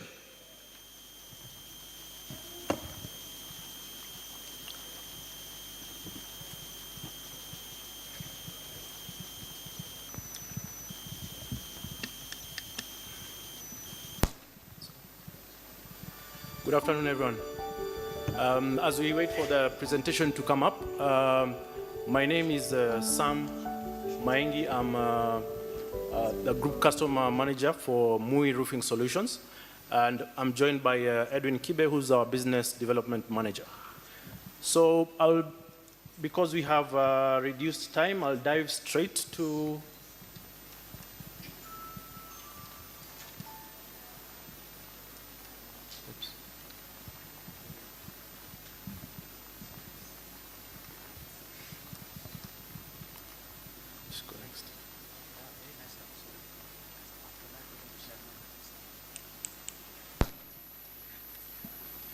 Okay, good. So I'm just sharing something which is already too familiar with most of you, especially those who are either living in the vicinity of factories, for example, tea factories, sugar factories, and the rest. And it's a phenomenon that's affecting a lot of communities living around the sugar factories, but the sugar factories as well. And what is this issue? It's corrosion. So most of the factories produce chemical elements such as sulfur and certain kinds of ammonia that affect the roofing ecosystem as it exists right now. And this is where Mui Roofing comes in. So I don't want to take you through all the challenges that you are facing, whether you are a facility owner or you're the community that resides within the staffing camp in the sugar industries. So I will just jump straight to what are we providing as the key solution to this issue. Yeah, Mui is a synthetic resin. You can use the water that you harvest from this product. Because it is not usually painted, we use synthetic resin sheet as the color. And that's why we also give you a 10-year warranty for the fading. In between the 10 years, you can see the color will remain the same. It has low maintenance because synthetic resin is a polymer that resists all the acid and all kinds of corrosion, such kind of things. It has a long life, energy efficiency, it provides thermal insulation. And you see, when you use any other kind of material, you usually use nails. In this one, our screw and cap helps this part of the screw not to get any kind of water. So it will never corrode, because it is covered, and at the bottom it has rubber, which is also like silicone, which melts into the hole after some time. Synthetic resin also, you can put a lot of weight on it, but it will never bend or stay the same way that it has been compressed during pressure. So you can put solar panels on top of it. Maybe you're putting Wi-Fi or anything, the warping will not, because the strength will always be there. Yeah.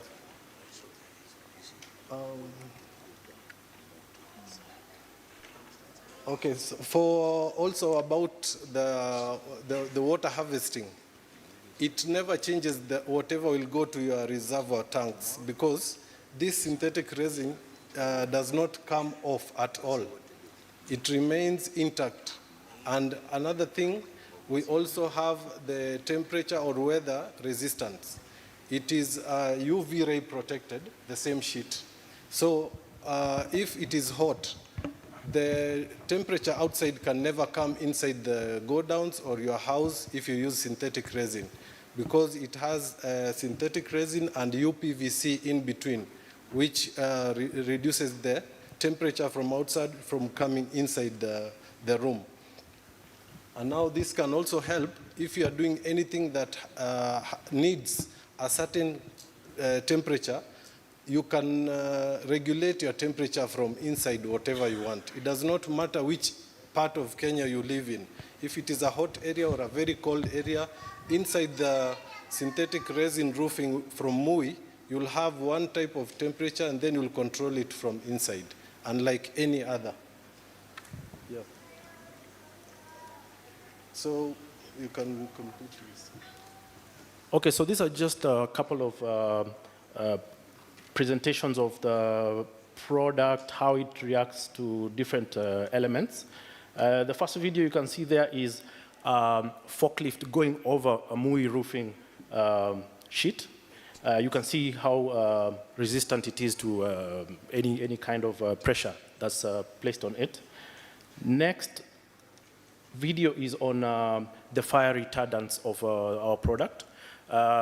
Due to the chemical elements that are fused in the product, it's rated class B1 on fire retardants. So that means if it catches fire for whatever reason, it cannot transmit the fire to any other part of the facility that you're protecting. The last one is showing, again, the tensile strength of the product. And I wish we had some audio, because from this you can be able to hear how loud the ordinary roofing sheets would sound when applied any kind of pressure, or even due to when it rains, or how the material transmits the noise that is inside any facility that you are working with. So next is just to show a couple of the clients that we've worked with in the past. Our big focus is big industrial plants, like what you can see at the center image there, like that beautiful white roof. That's Kenit Industries in Eldoret. And we are getting into quite a number of, especially environments that have corrosive kind of output. So I think I would ask for any feedback, or maybe not, but I welcome you to visit our stall, and you're going to get more information, and also, most importantly, get a look and feel of our MUI synthetic resin roofing. Thank you very much. All right, thank you, Makofi out of that. Thank you so much indeed. For the next 10 minutes, ladies and gentlemen, Charles, you better be ready this time round, because we want to find out about this liquid sugar. Makofi out of that, 10 minutes. And after that, we'll also have another exhibition spot for 5 minutes. Then we break for lunch. Asante sana, 10 minutes. Once you start talking, the clock starts ticking. Go ahead.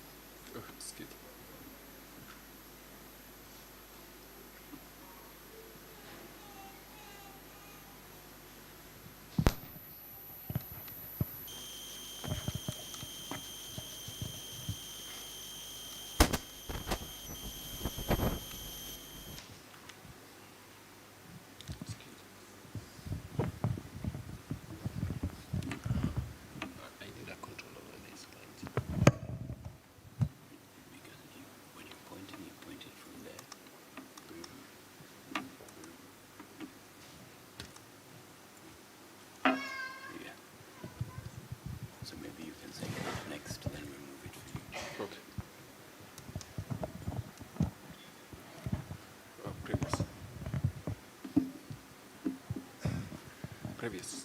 All right. So technical team, kindly work with Charles. He'll be saying next. He'll be guiding you. Technical team, kindly help us with that. Let's start. First page. First page, please.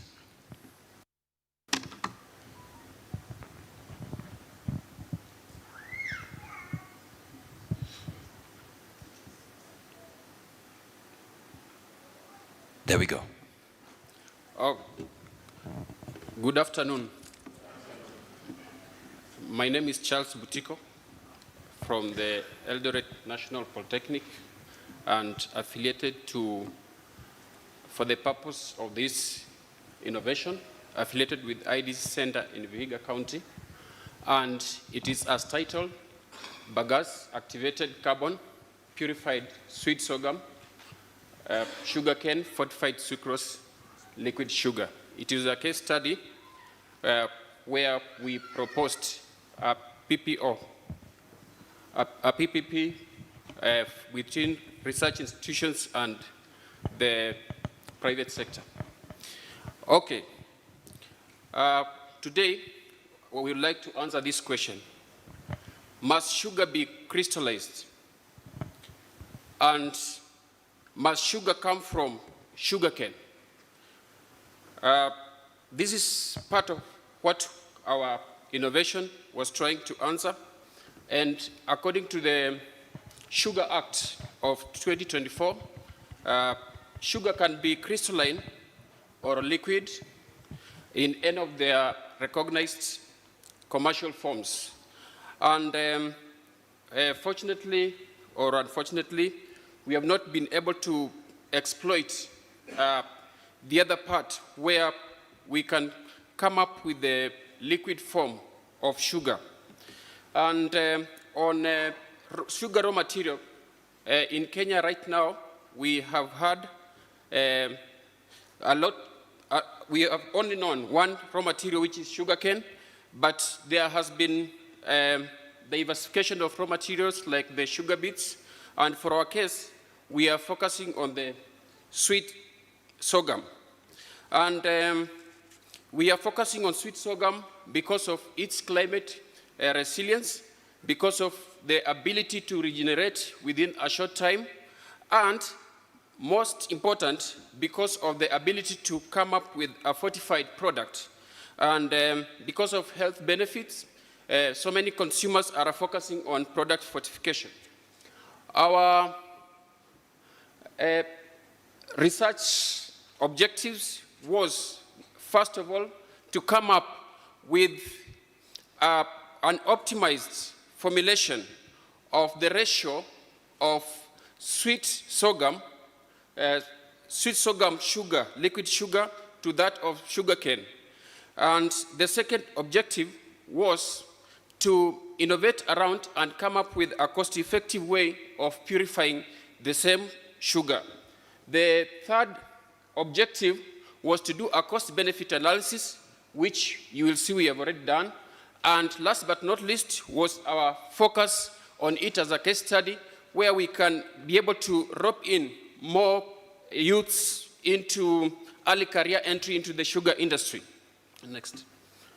And our methodology was simplified, where we started with, we used simple equipment like the juice extractor, the collection drums. We also used drums for heating and collection. And we used an instrument called a Brix refractometer for solids measurement. And for the activated carbon, we used a drum for pyrolysis, and we used some material for activation, that is the lemon juice for activation, which is an acceptable lab scale method. And on the methodology, we started right from the farm. We worked with a seed bank based in Vihiga County, where we obtained the sweet sorghum seeds of two varieties, namely Liquengeli and KT1.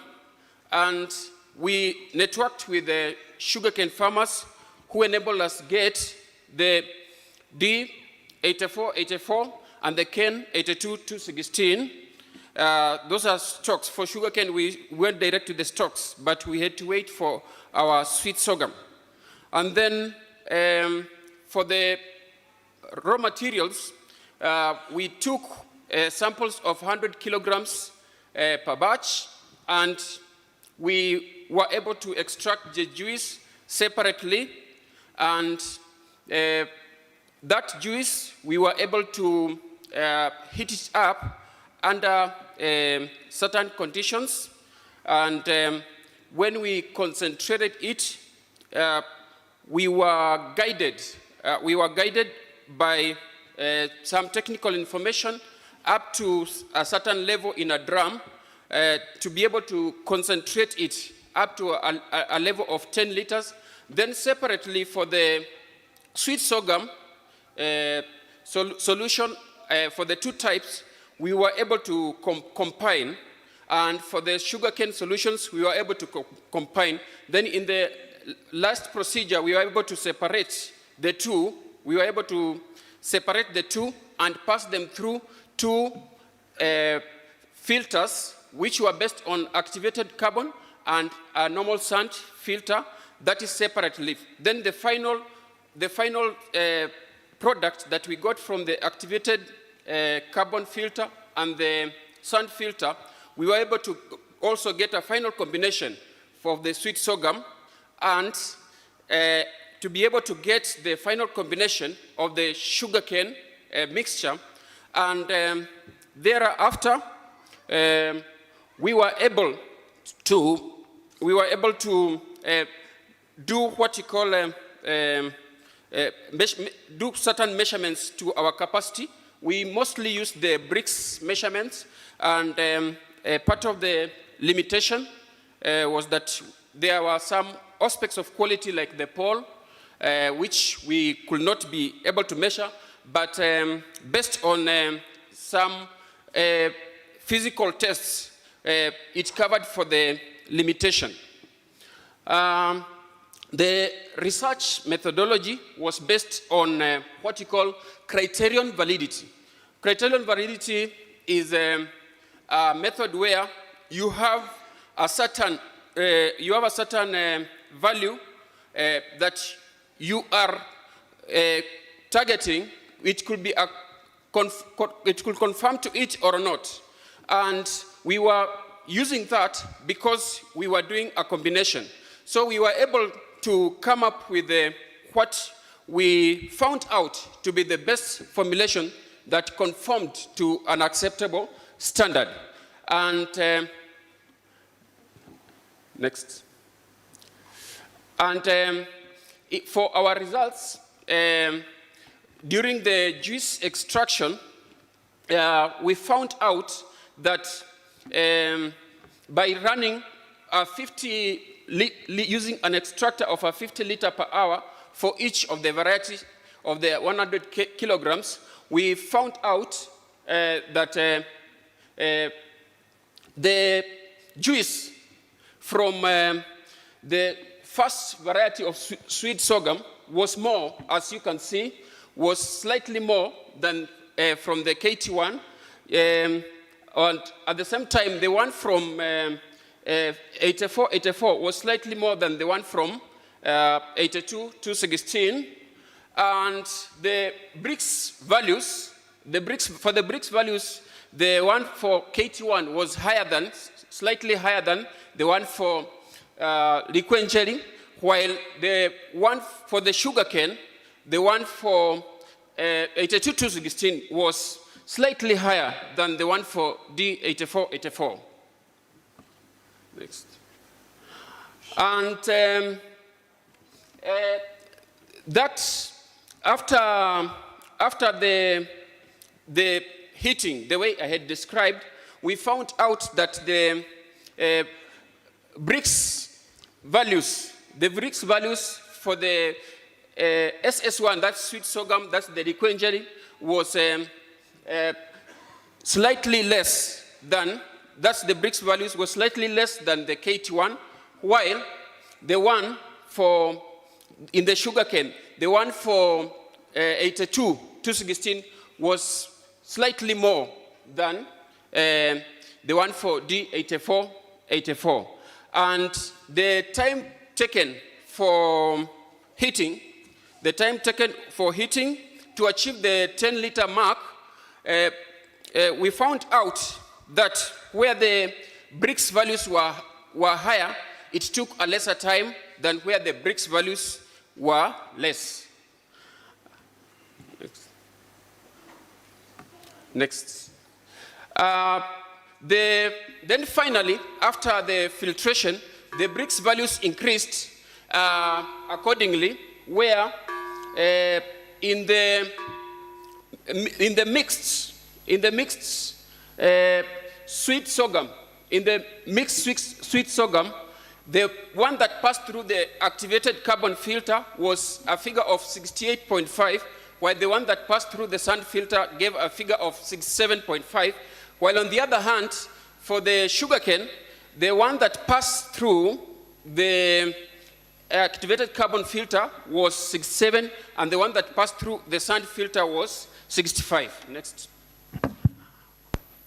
On bricks-based optimization, the bricks values in the SE column were found to be slightly higher than the one for the sand filter column, and we carried out a mathematical optimization where, because I had told you that we were combining half-half, and so based on the bricks values, 0.5 of 67.5 plus 0.5 of 68.5 gave us 68, while 0.5 of 65 and 0.5 of 67 gave us 67.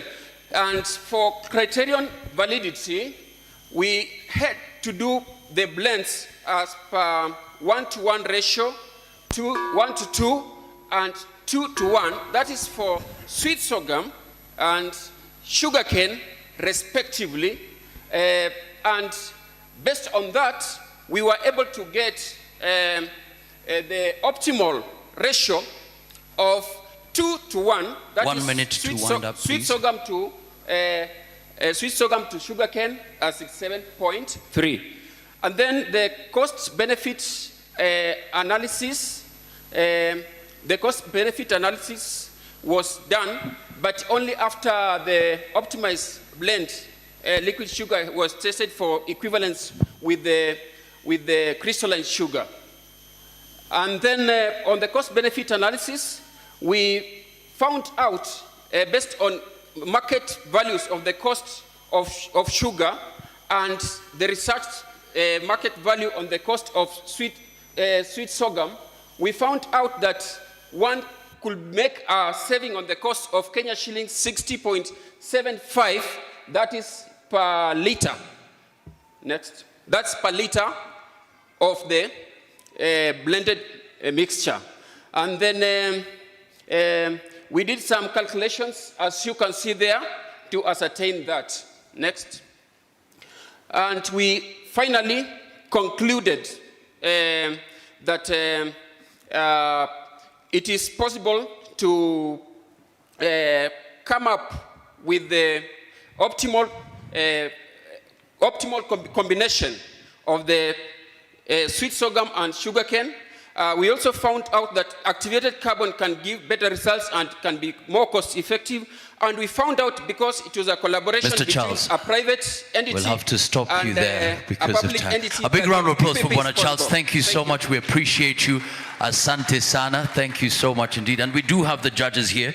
Kindly note that it's only 10 minutes. For all the other innovators, only 10 minutes. You have 10 minutes because we have lots of other innovators. Do we have any comments from the judges? Or we'll move on very quickly to our next engagement. All right. So maybe for now we'll move on very quickly to the next one as we close. Ladies and gentlemen, our final, probably one question from the judges. All right.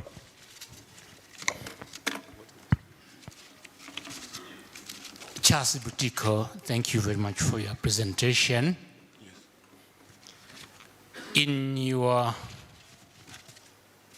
heading, which reads as bagasse activated carbon purified sweet sorghum dash sugarcane fortified sucrose liquid sugar,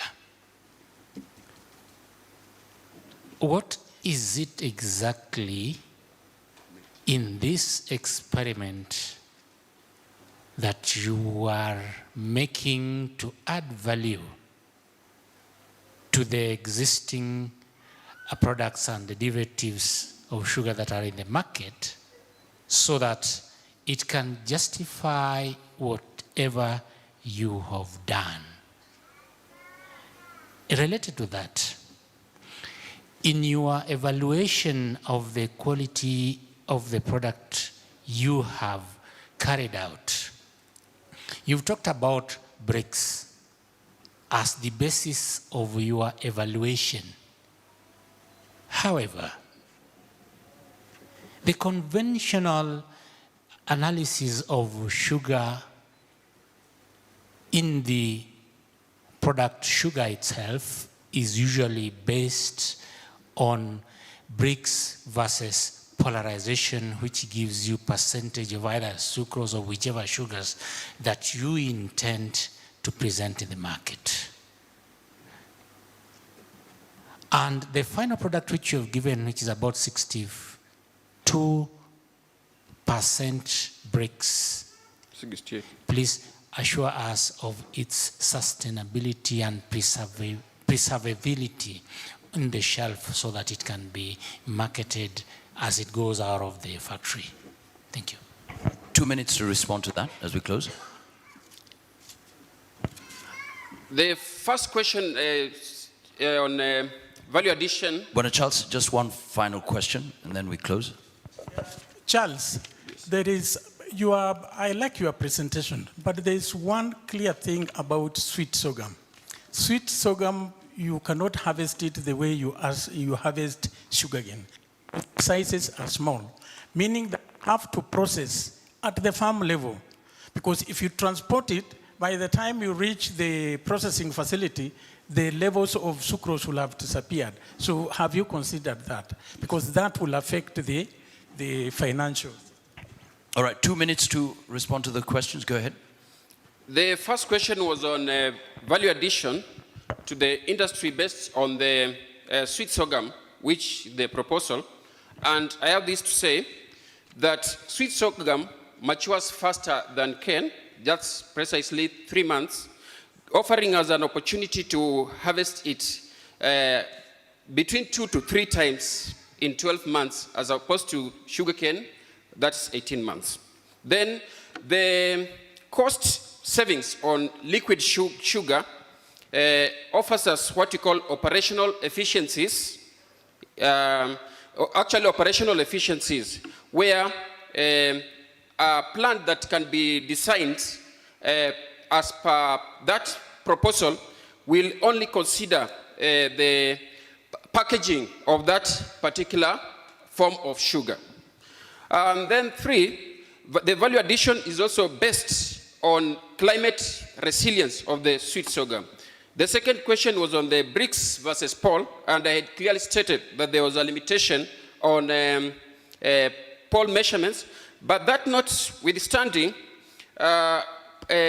pole being expressed as a fraction of bricks for quality, that limitation was bypassed in what we had what you call the sweet the syrup sugar equivalent to the crystalline sugar, where we had 5 testers who ascertained. That does not mean that we cannot do it in future.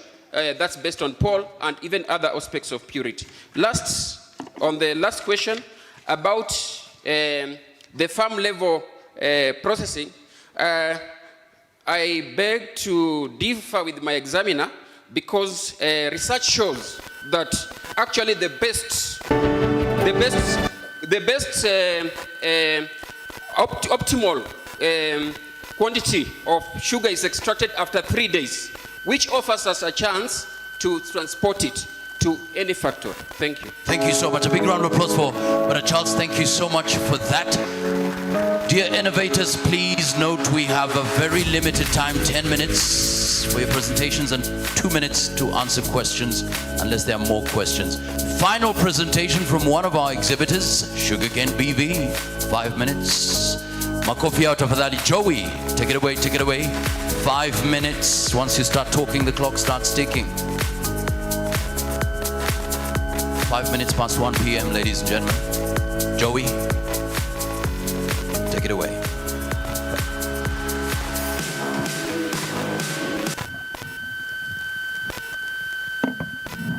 does it work with the presentation? Is there like a button? Sugarcane BV, do we have the presentation ready? Technical team?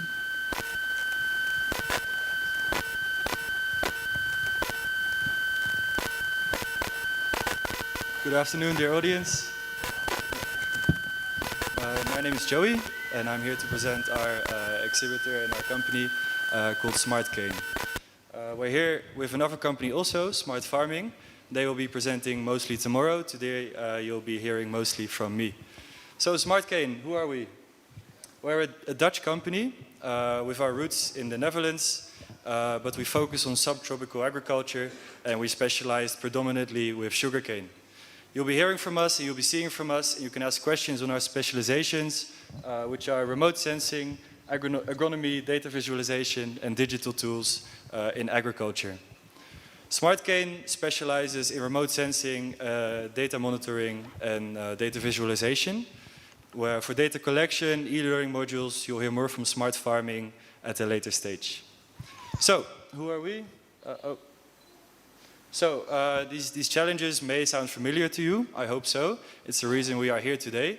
When you think about sugarcane farming, you may think of the following challenges: late detection of field problems, poor visibility of day-to-day crop growth, unreliable yield forecasting, and hours of manual scouting. We propose to have solutions for all these four, using a very technical approach, but keeping it down to earth. We always have local staff, and we really value having that one-on-one with the boots on the ground. So, as a company, we help you with these challenges by providing satellite data and packaging it nicely for you. It's daily imagery, it's 3x3 meter resolution, it gives you data-driven insights, and the last one is hidden. Oh, sorry, I should have gotten the presentation with me. It's weekly reports, daily imagery. Oh, and comprehensive maps. So we package in maps that work very nicely and comprehensively. Now, what is this data we're talking about? How we're using the satellite, and how will it help you in this packaging? We use data to collect the chlorophyll index. So we take satellite images almost every day of fields, and then from these fields we extract only the useful information, which we symbolize through the chlorophyll index. The chlorophyll index is a way to only look at the vegetation on your field and remove all the noise that may be surrounding you on the satellite image. The chlorophyll index is a key way to monitor leaf greenness and leaf nutrient issues, as well as quite a good correlator for the total vegetation you find on your field. With this chlorophyll index, we can look at you through the whole season. We also go back in time, we monitor past seasons, and you can get the following data. This is your growth curve of sugarcane, and it's the CI as it goes through the season. This, I put it here today to symbolize how the chlorophyll index can correlate to the biomass, and you can see your plant growing through the growth stages, and in the end you see a drop at the harvesting phase.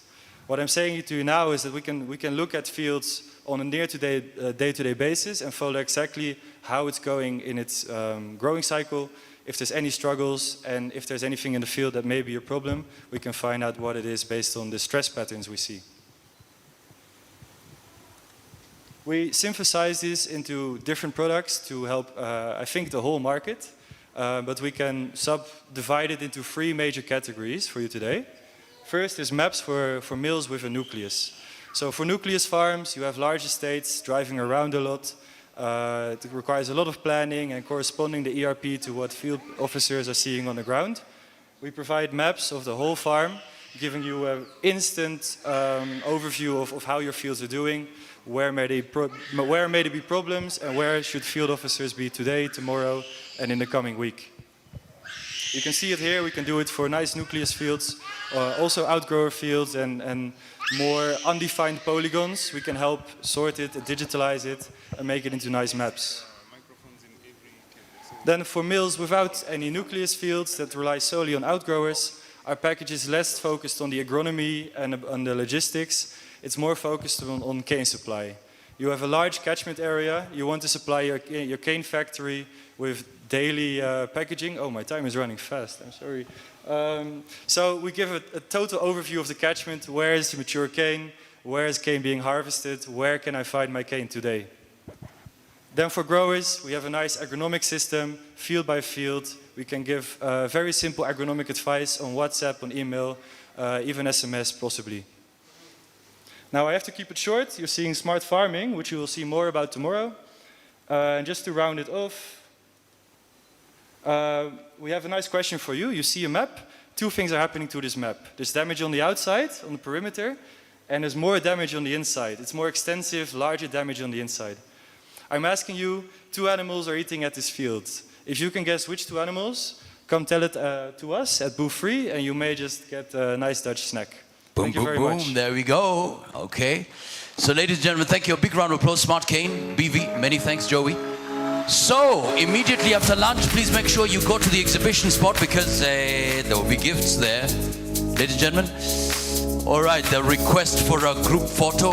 When a chairman would kindly request that we come to the front so that we can take a group photo. When a chairman, please welcome. Yes.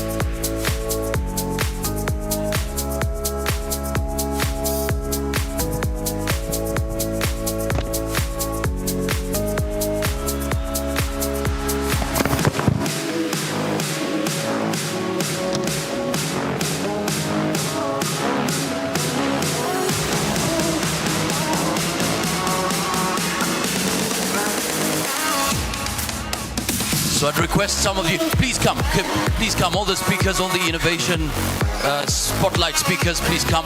All of us, let's just come at the front so that we take that photo. It's memorable, tuende, Tusonge mbele together, Tusonge edition. Come to the front, karibuni sana, this is your photo session. Be part of the photo, it's memorable. Mr. Barak, my goodness, once again you got me right there.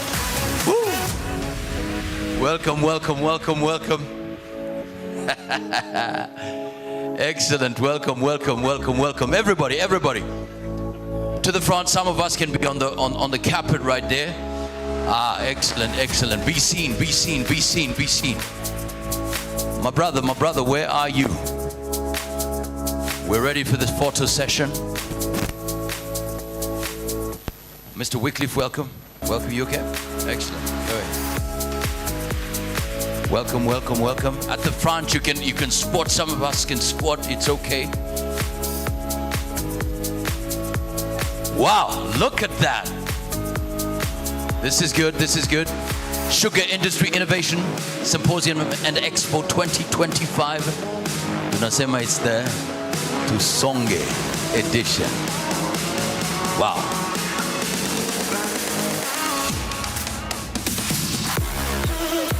All right, there we go. We are ready. We are ready to go. Are we ready? Are we set?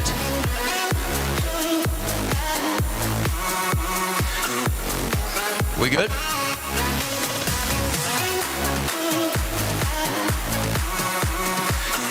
Tuko tayari? Tuko tayari? Camera team, give us a nod. So we'll take one official photo. You're looking straight. It's okay. But the second one, we're flying. So your best move ever, your best style ever. Be seen, be seen. Okay, tuko tayari? Okay, camera, let's go. So that's the first one. Serious, everybody's serious. We're focused. Okay, now we're ready to fly. Okay, are we ready? So this is where you want to jump, you want to put faces, is all right. Are we good? Give us sound right there. Give us sound. Okay. So we're ready for the final one? Okay, okay, okay, okay.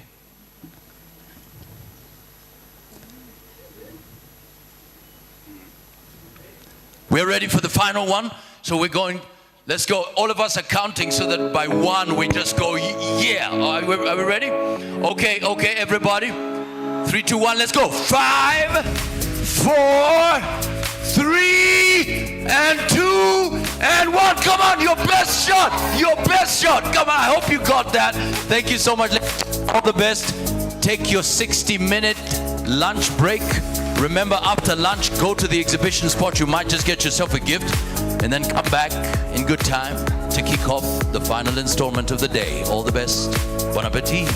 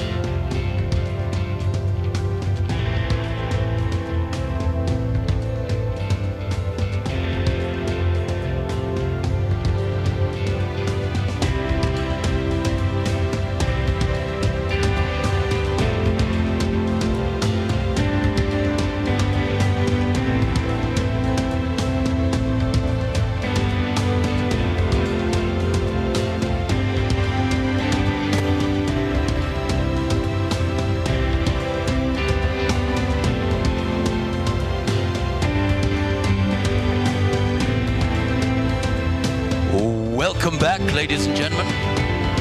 Final installment. Mr. Josh, I can see you're ready. You ready? Is that you, Mukami? Mukami is set. Stop. Ready? Excellent. Is it Frederick? Fantastic, Mr. Frederick. Nice to meet you. Mr. Charles is still here. Mr. Charles, uko hapa? Karibu sana, many thanks. Ruth is here. Excellent. Hey, Mr. Derek. Kabisa. Anamanjia. Salama kabisa.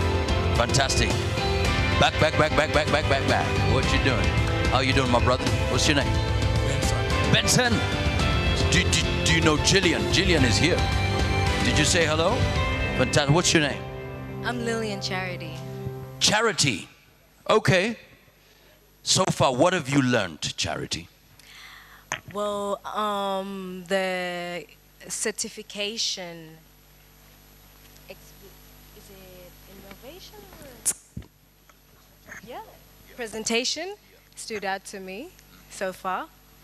I loved how, he pushes the legibility, the whole presentation pushes the legibility and to strive harder, because you have to get the certification for you to, put yourself out there, get more opportunities and stuff like that. So, yeah, quite interesting. But I'm very eager to hear the rest, to be honest. Yeah. Makofi tafadhali. Thank you so much indeed, Charity. We appreciate. Certification is absolutely important, because it's the one thing that says you have established standards. And in the global field, without certification, without standards, you cannot trade. You cannot trade. So certification, very important. Thank you so much indeed, Charity. We appreciate that. Ladies and gentlemen, we want to start. Now, I'm going to challenge every one of you at the back. Muje mbele tafadhali. Muje mbele tafadhali. Mkutano huu ni wenu. Naomba kama kuna kiti ambacho kiko mbele yako na hakuna mtu ambaye ameketi pale, naomba uje mbele tafadhali. Kakangu, vipi bana? Naomba tuende mbele bana. Vile viti vyote viko pale ni vyenu bana. Hivi viti vyote ni vyenu. Hata naomba yule jamaa wa kamera pale ndo awe wa mwisho. So sote tuje mbele. Sote tuje mbele. Naomba tafadhali kwa ihsani kubwa tuweze kuja mbele. Tuje mbele kabisa. Mazungumzo haya ni yetu. Maelezo yote ni yetu. Bwana Barakata ashafika. Bas. Nishafika. Bas. Asante sana Bwana Barak. Sasa Bwana Barak tutampa nafasi pia aje atuzungumzie, kwa sababu hata si sasa Bwana Barak mwenyewe, Bwana Barak ananiambia lakini baro sasa sitakwamba baro sasa. Sasa Bwana Barak ananiambia kwamba yeye atatupa historia kamili kutoka mwaka wa 1974. Wangapi walikuwa wamezaliwa? Naam, Bwana Kibeti 1974. Sasa naomba tafadhali tupate historia. Hiyo historia itakuwa kubwa sana. Sasa nyote naomba tafadhali wale wote ambao mnaingia tuje hapa mbele. Tulisema mwenye kamera hapo ndo kwake mwisho. Kaka, njoo mbele tafadhali. Njoo mbele, njooni mbele tafadhali kwa ihsani kubwa. Enoch yuko wapi? Yuko hapa. Njoo tafadhali. Njoo tafadhali. Njooni. Hapa ndo mwisho. Hapa ndo mwisho kabisa. Wale wote ambao watakuja tukwenda mbele, tukwenda mbele. Njoo mimi hata mwenyewe njoo hapa ndo mwisho hapa. Hapa kuna nafasi. Basi. Njoo hata uje uketi hapa naye. Njoo uketi hapa, njoo. Hapa ndo mwisho hapa. Hapa ndo mwisho. Kakangu hapa ndo mwisho bana. Hapa ndo mwisho. Welcome. Thank you so much. We really appreciate it. All is well. Thank you so much. We're ready to kick off. Asante sana. Njoo tafadhali. Hapa kuna nafasi hapa. Njoo. Hapa kuna haya. Basi karibuni, hapa kuna nafasi, Aha, asante sana, karibuni. Baba njoo, hapa kuna nafasi, basi njoo hapa tafadhali, njoo hapa. Watakuja hapa, hata wao wakija tutaambiwa waje hapa. Njoo. Karibuni. Tuko tayari kuanza mkutano wetu ili tuweze kumaliza kwa wakati mwafaka kabisa. Njoo. Sisi tuwahamisha. Njoo, karibu pale mwenzetu. Haya basi, hapo tuko sawa. Ogendo. Ni jina lako hapo? Bwana Linux. Welcome. Ladies and gentlemen, thank you so much for coming. We really want to appreciate all of you. Our time is absolutely tight, and so we want to make sure that we kick off in good time. It's already 26 minutes past 2 p.m. We want to make sure latest by 5 p.m., Josh, we are done, right? By 5 p.m. we are done, and so I want to appreciate every one of you for coming. We are going to kick off with the first engagement, and this is going to be a panel discussion. So as always, if we can have the Menti platform on the screen, if you have any questions for this panel discussion, please get ready with your questions. You can post them. So we're going to take 30 minutes for this. So Mukami, I know you're ready. So we're going to kick off 30 minutes. Once you start talking, the timer will be on. 30 minutes, we get questions, we close. 35 minutes, we're done. So Mukami, if you're able to manage 25 minutes, fantastic, that would be great. So ladies and gentlemen, why don't we put our hands together for the moderator of this particular session.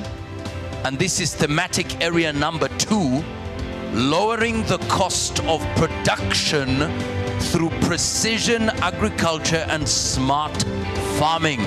A big round of applause for Mukami Gitau. Karibu sana. And I'd kindly call upon the panelists, Ruth Jumba, Frederick Otieno, Anyenda, Metric, Muhalasie, KCB Bank. Tafadhali karibuni, take your seats at the front so that we can kick off in good time. Welcome. 25 minutes, 30 minutes for questions from the audience. Karibu sana.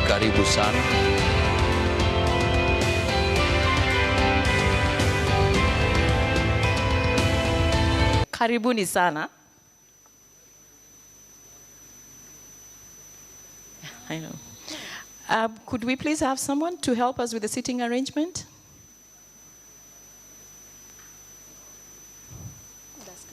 Yeah.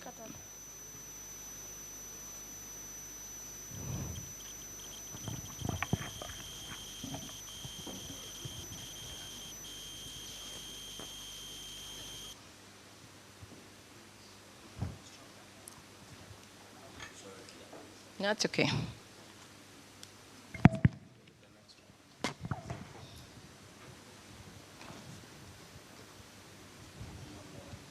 Yeah. One more, please.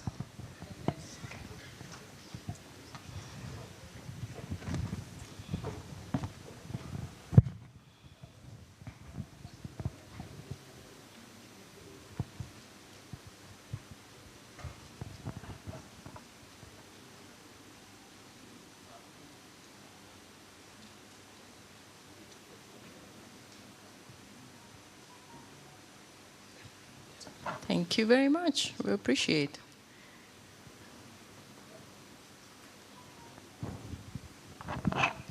Great. I think we can start. And I would request that each one of us introduces themselves, and then we can pick it up from now. Wakazi ameanza pressure at times, so Tusonge. Yeah. Which organization? Rare Healthy Soil. Very good. Good afternoon, everyone. My name is Michael Ochieng, the branch manager, KCB Kisumu. Thank you. Karibu. Good afternoon, everyone. My name is Frederick Anyenda. I'm the managing director at Buy Africa. We are an entrepreneurship support organization working in the agri-food sector. Thank you. And lastly, my name is Mukami Gitao. I work for a Dutch firm, AgroCares.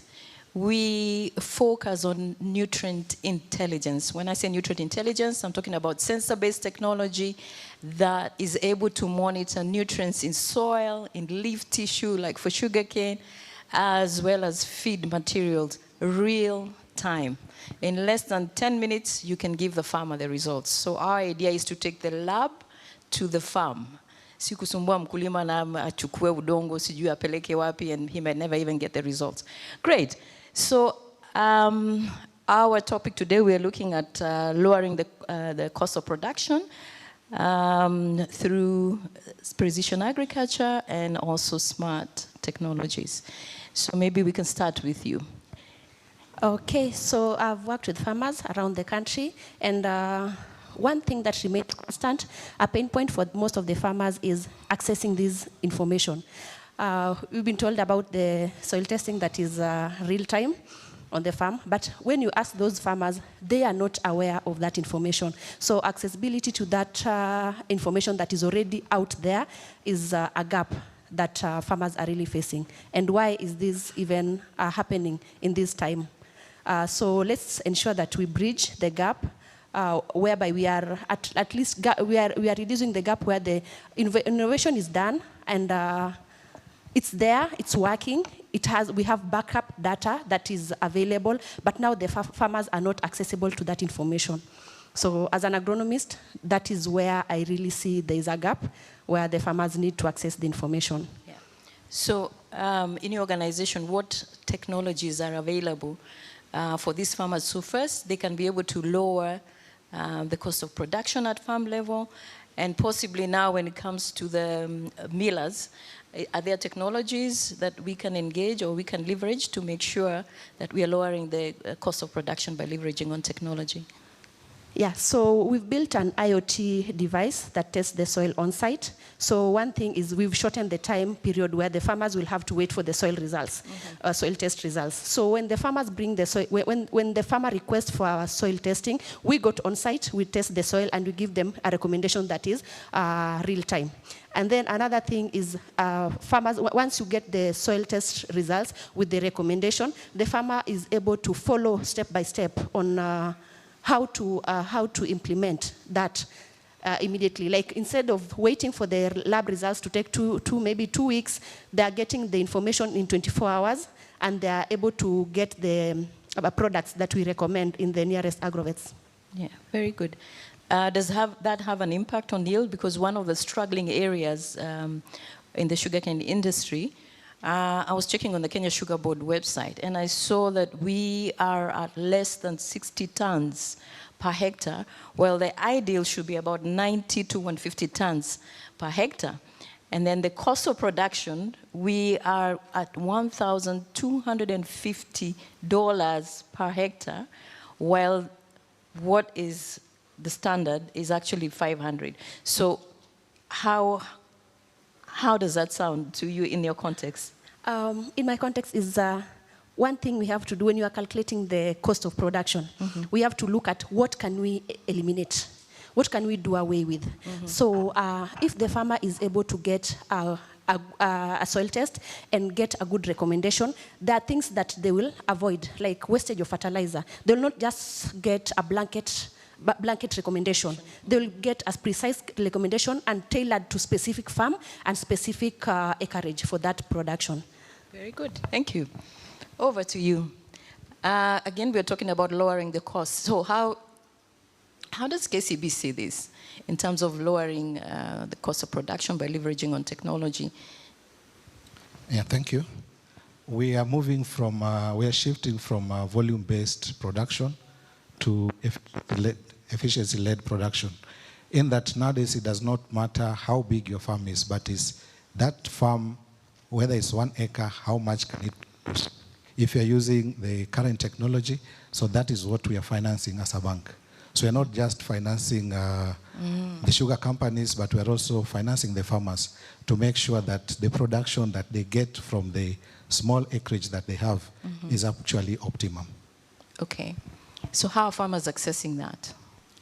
Are you leveraging on any kind of technology for them to be able to access your services? And that's true. We have a technology sponsored by MasterCard Foundation. We call it MobiGrow, which is a mobile app. Yeah. And that's why we have services that we give to these farmers. It can actually be accessed through the mobile phones. It will give you the current technologies on how you can use to make sure that you optimize the farmers' production. And also, we also use it as a financing tool where the farmers can access credit from the bank through the same application. Okay. Does this cut across all farmers, those who have smartphones and those who don't? How does this interface? Okay, the app is only available to those who have smartphones, but we also have our agents on the ground and also at the branches which are also in countrywide. So we also visit the farmers where they operate to make sure that we deliver this information to them. Okay. Yeah. All right, your turn. Yeah, thank you very much, Mukami. I think us as an entrepreneurship support organization, our core mandate and interest is around enterprise development. And when we speak about enterprise development, we are looking at the entire value chain, right from production. And part of the reason why people go into business is essentially to be able to make profits. And looking into the current space, technology drives the economy.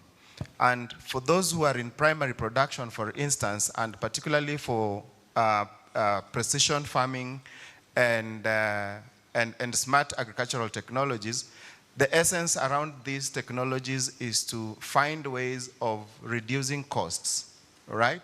So as an entrepreneurship support organization, when we are working with enterprises in terms of building the business model, we look at available options in terms of innovations and how these innovations can be able to, of the enterprise. We look at how affordable is the innovation accessible, and how does this particular innovation increase efficiency in terms of operation? Is the innovation able to prevent any kind of losses before they occur? Is the innovation able to enhance effectiveness in terms of input utilization? Say, for example, irrigation. How much water do we need? What other equipment do we need? If there are smart greenhouses, how much money in terms of man hours are we going to reduce when we engage such kind of technologies? So for us, the important bit is how do you utilize these technologies under these two components to be able to maximize on your return and also essentially cut down on costs of running your business or the agri-enterprise. Very good. Yeah. What technologies are available out there? Maybe all of us can participate in this so that we can break it further down and see what are the technologies that are available out there and how the interface, especially because we need to reduce the cost of production, first of all with the outgrowers when we're talking about sugarcane at smallholder level. So what are some of those technologies that are available? Maybe we can think through this and see how they help to, how they benefit the sugar industry at farmer level, at milling level, and even at consumer level, because if the production costs are high, hiyo sukari tunayopenda tutailipia. Okay. So let's think about that. I want to share an experience maybe before my colleagues can respond. Last week we were at the Intergovernmental Forum for Agriculture, what used to be the Devolution Conference in Naivasha. And one of the technologies that impressed me, there was this big drone that had actually been set up. And that drone is able first to distribute seeds. It's also able to like to do GPS coding when it comes to spacing sugarcane and other products. And the other thing that impressed me about it is the fact that with that GPS coding, and I know the chairman today spoke about poaching or stealing. He said it's stealing of sugarcane. So that technology is actually able to do security surveillance because it's able to draw what we call polygons, which are basically boundaries in farms, and can detect real time if there's any suspicious activity or if there is illegal harvesting that is happening. So those are some of the technologies that we probably need to think about more, and probably look at how is it that we can get the smallholder probably together, mapped together, so that they can also benefit maybe through a miller, so that they can also, through the outgrower system, so that they can also benefit from such technologies. Maybe you could also comment on some of the technologies and probably the experience you've had. I can give it to the panel. Thank you. I think it is interesting to note that some of the technologies are already being presented here during this event. Exactly. And we cannot, all we can do is take cognizance of them and find ways of incorporating them. You've rightly mentioned about GPS and satellite imaging solutions that support in large-scale production.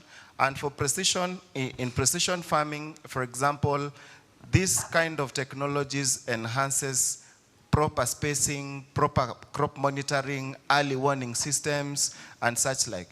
We also have soil sensors and other related devices, for example, and crop monitoring systems. These technologies, for example, there is one that just from a photo, you are able to tell the disease that is affecting the crop, the corrective measures, including soil amendments recommendation, if it is a soil deficiency, a mineral deficiency indicator. From the photo, it does the analytics, and you are able to, be able to tell what is happening and give you the soil recommendations. And with this kind of technologies, you realize that even for a less educated or a less complex farm would be able to adopt and make some of these recommendations within the space. And you've also spoken about drones. Drones are currently being used in a number of areas, right from fertilizer applications, from spraying applications. And when you look at the cost effect in terms of where we would have used manual labor, we use these other technologies to make sure, even to do pest control. So such are some of the kind of technologies that are making or promoting smart agriculture, for instance. Yeah. Okay, very good. I think it would be good to focus. Let's turn our attention now to the smallholder space, to the outgrow. Because that's, if we are able to lower the production costs at that level. So what are some of the initiatives that we can engage in order especially to be able to sensitize the smallholders, the outgrowers, on some of these critical areas where we feel that they, at that level, they can actually be able to lower the cost of production for sugarcane and also help them to interface with technology. Okay, so one thing I always talk to farmers about is first is the good agricultural practices. Just by ensuring that you do the weeding at the right time, there is a reduction in, there's already reduction in the production cost, because now if you don't weed at the right time and if you don't apply maybe the right fertilizer, the right rate at the right time, you'll still have lost some yields. So ensuring that the farmers are practicing good agricultural practices at the right time, even just from the way you are saying that drones are coming in to help in spacing, to help in spacing, to ensure that the plant population, the farmers are able even to do yield approximation of how much am I expected to harvest. If you have correct plant population in your farm, you are able even to do an estimation of how much you are able to harvest. And with all that information, with all that data, even those farmers are able to access other facilitation like crop insurance. And with crop insurance, they are able to even, let me say, to be insured from any losses that may come. Very good. Your experience on that end. So how do we make the smallholder space, especially the outgrowers, vibrant so that we are able to reduce costs from there? Because if we reduce from there, that also reduces the costs in terms of the cost of the raw sugar cane and also the production at the milling level. Thank you. I'll speak from the point of financing for the small outgrowers. That's fine. Yeah, we have a product for Mavuno Loan, which realize that most farmers, they sell their crops from 10 months, and by that time the sugar content in the cane is not that high. So we have a product where we finance from 10 months to 18 months that we give to the sugarcane farmers, and this one will alleviate that suffering that the cane farmers have, so that whatever inputs that they want to put with it, fertilizer and all that, then they can get from the millers and from the factories that we have and the organizations that work with the farmers. So our financing is from the farmers and also to the millers, which we have various products to help them to bridge the financing gap. Very good. Thank you. Okay, any comment? Yeah. I think for me, the challenge or the reflection question would be, when we speak about smallholder farmers, what is the clear definition of smallholder farmers? Because, and yet they are the majority, going by the statistics we have. So for me, the most important and the critical element to support smallholder farmers is one on how we can maximize on the resources. For example, land as a resource, the available land, how we can maximize outputs from the land that is available. There are technologies that allow integration of sugarcane and other crops at different stage of growth. And with that, you'd realize that you would produce an extra crop even as you integrate it with the sugarcane, for example. And if there are technologies that would allow and provide increased outputs from that kind of a perspective, then those are some of the elements that we need to consider. And also other innovations that promote efficient use of input, because in many instances, it is the cost of production that makes farming either non-profitable or make the farmer be able to earn some profits. So technologies that would be able to, one, reduce on costs, promote efficiency, and also reduce on the rates at which the soil surfaces are being disturbed in terms of smart agricultural technologies, then those are the kind of technologies that we may need to promote to the smallholder farmer. Very good. Yeah, so I think at smallholder level, we really need to do a lot of education. Education first on the foundation of our lives, which is soil. So the importance of soil health management, soil fertility, that needs to be a constant feature in all our forums with farmers, with the millers, with anyone who's working within the structures of a smallholder space. That is very critical. I was looking at some of the technologies that are on display. By the way, we have I don't know if you guys, anyone who has visited the booths? Jameni, tembeni huko kidogo. Kabisa. Tembeni muone teknolojia. And I was able to see a technology that can actually showed me what we call a heat map. So a heat map is basically the nutrient composition of Kenya. So the different, and you're able to see different nutrient composition per region, even for the whole country. And you're able to see, for instance, if it's pH. I was very interested in pH because of sugarcane.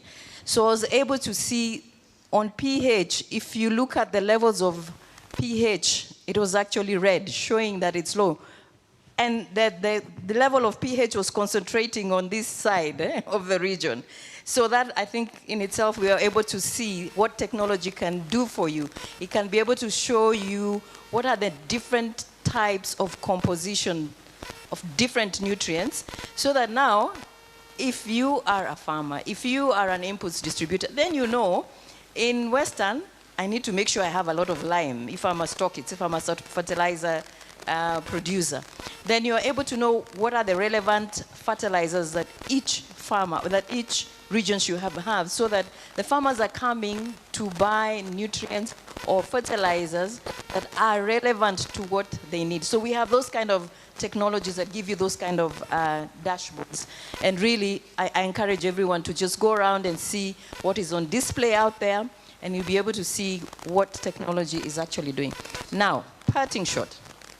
The chairman alituambia aje asubuhi. Mnakumbuka? Anyone who remembers what the chairman said? Alisema, hizi story mingi tunapiga hapa.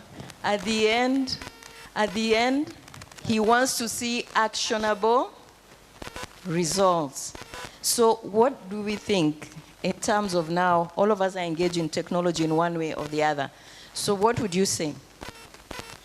Parting shot. Naona pale tuko na dakika kama 2 hivi na nusu. If you can make it like 30 seconds, useme, what do you think we need to do as a way forward? As a way forward, I look forward to a time where we will have, during the certification process, every farmer will have a soil test results as part of it, part of the document that they keep throughout the process of farming. Tukitoka hapa tunaenda kufanya nini? Tunapima mchanga. Aha. Okay. Thank you. I'm looking KCB big more than just a financial partner. We want to partner more with the scientists, the innovators, and also with the farmers. So all the financing solutions that you can ever require, whether you are a scientist who wants to do the soil testing and the improvements and fertilize and all that, all the solutions are with KCB. So we are here to partner with you so that we can have an efficient production for sugarcane in Kenya. Okay. Thank you. Thank you. Thank you very much. I think based on what Chairman spoke about, my worry is on the 85% of the value chain that has not been explored. And it is time that we focus. We cannot just concentrate on the 15% of the value chain and consider it as a remarkable output. So what lies ahead for us as Buy Africa is that as an entrepreneurship support organization, we are keen into supporting these innovations. We incubate these innovations. We develop the prototypes. Then we scale the prototypes into the MVPs. And in that process, we prepare you in terms of being able to fundraise, to implement, to commercialize these kind of ideas. And finally, we are speaking about investor readiness. Some of the presentations that we've already seen here, they are very noble, and they stand a chance to impact greatly the sugar industry. So our call to action is that find an opportunity to engage with Buy Africa. We listen to some of this. We can onboard you into some of our programs so that we are able to scale these innovations and bring out the most within the sugar industry. Thank you. All right. Thank you very much. Thank you. We appreciate you, panelists. Thank you for your time. Let's think about the things that we need to do, engage with Sugar Board, with the ministry, so that we take this technology to the farmer. Thank you very much. Excellent. Thank you. A big round of applause for the moderator and the panelists. Quick questions, 2 questions from the audience. 2 questions from the audience. Just put up your hand and we'll deliver the microphone to you. There you go. First question. Thank you. Sorry. My name is Martin Mojo from BSF. Thank you, panelists, for the wonderful contribution. My question is in regards to women in sugarcane farming. I've walked around and seen women in coffee thrive by coming together and sharing their ideas, working together. The land, of course, belongs to the man, but they are still able to pull together and set up their mills in collaboration with some partners and they eventually do their own brands and export, sell the products to the export market, earning good amount of money. I've also seen the same with women in rice production in Mwea, doing a wonderful job and taking the pole position, leadership in farming, end to end. I've also seen the same in women in potato farming in Nyandarua and in Mau. Women taking leadership in farming. What is the space? Where is the woman in sugarcane farm? Where is the land is owned by the man, but where are we? And it's to the panelists, the agronomists there, the donors, the KCB Bank there. How are we doing this? Why are we pulling? Are we really pulling women so that they come pole position in sugarcane farming? Go ahead. Good question.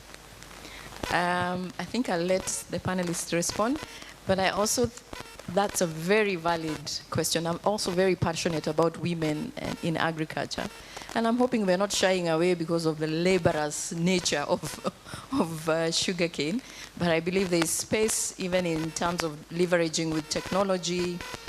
Women can be able to provide some of the services along the value chain when it comes to sugarcane production. I leave my panelists also to give a comment on that. I don't think it's an area we're doing very well, but they can give a comment. Okay, and just a quick one, just before you take that question, there's a final question here by Menti. I'll just read it through. This is thematic 3, area 2. Is there a way for KCB to provide a loan based on the crop sugarcane being the collateral? All right, second question. The cost of some of the technologies is usually prohibitive. What can be done? Go ahead, over to you. Yeah, thank you for the questions, but clearly we may not have, personally I may not have a very straight answer in terms of women involvement in the sugar value chain or the sugar sector, but what I do understand is the uniqueness of sugarcane as a crop. For example, the period between the time for its propagation to the time of maturity. But what we may not be very clear about is how the woman or the women involved within the sugarcane maximize the benefit, other than during the physical engagement of doing the weeding, and because if you look at the nature and the activities and processes within undertaken in the sugar value chain, a lot of it is based on mechanization, for example, and also the vastness. For example, I'm not sure in the sugar belts we have women involved in sugarcane cutting and loading and all that. But of course, there are certain elements that are a bit prohibitive, but that is a reflective question to all of us to maybe internalize. With regards to the last question that was raised on Menti was about technology being prohibitive. You realize that, yes, that is an area of concern. We can have very good innovation, but what is the cost of access to the innovation? And for us as an entrepreneurship support organization, those are the elements that we need to look into even as we develop the business model for the different enterprises. So an element of innovation, we only encourage adoption of innovation that are within the reach of the enterprise to absorb in terms of cost and efficiency in terms of their business processes, because you would not want to pick an innovation that is not going to give you value in terms of efficiency and also enhancing productivity. Thank you. Maybe I can quickly, go ahead. Thank you. And to respond to the one about KCB, if we are offering facilities without collateral, yes, it's true. That's the one that I talked about, Mavuno loan. We give it without collateral. We have MOUs with the sugar milling companies, and the farmers. The only condition is that the off-taker must be that sugar milling company. So long as you have, let's say you are supplying West Kenya or you are supplying Kibos or Chebelil, then we must have an MOU with that company. Then the sugar must be at least, the cane must be at least 10 months. So we finance you with no collateral attached, so long as you'll supply the same sugar milling company. Thank you. So quickly, I can comment. My area of specialization is on soil. So I have seen models that have worked where technology is perceived as inaccessible in terms of cost to the farmer. So the way it works is the structures that support the farmer, and that could be the cooperative, the millers. They invest in that technology, and then they give the services to the farmer at an affordable cost. So we can explore different models as much as the technology is up there. How is it that we can make it more accessible to the farmer at an affordable price? So there are models that can be explored on that. Thank you very much.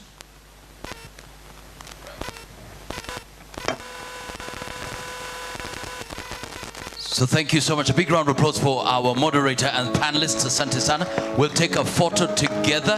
I'd kind of request that you stand and then we take that photo. Are we ready for the photo?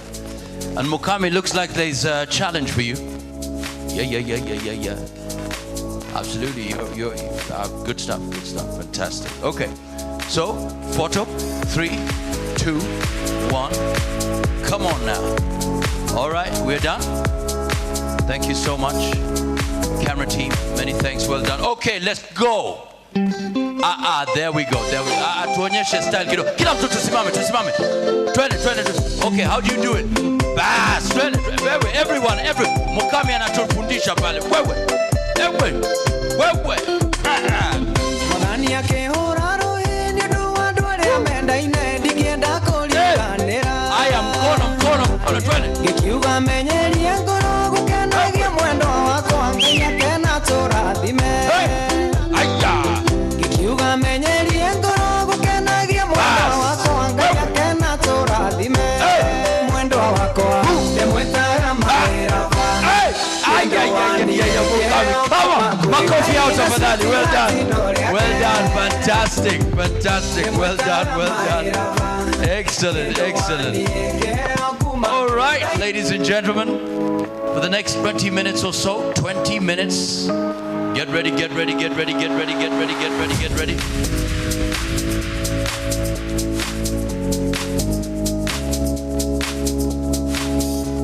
minutes. We want to appreciate one of our key sponsors. This is a bronze sponsor, Saisida. A big round of applause for Sanjeev. Makofi yake tafadhali. 20 minutes. Once you start talking, the clock starts ticking. Over to you, Sanjeev. Take it away.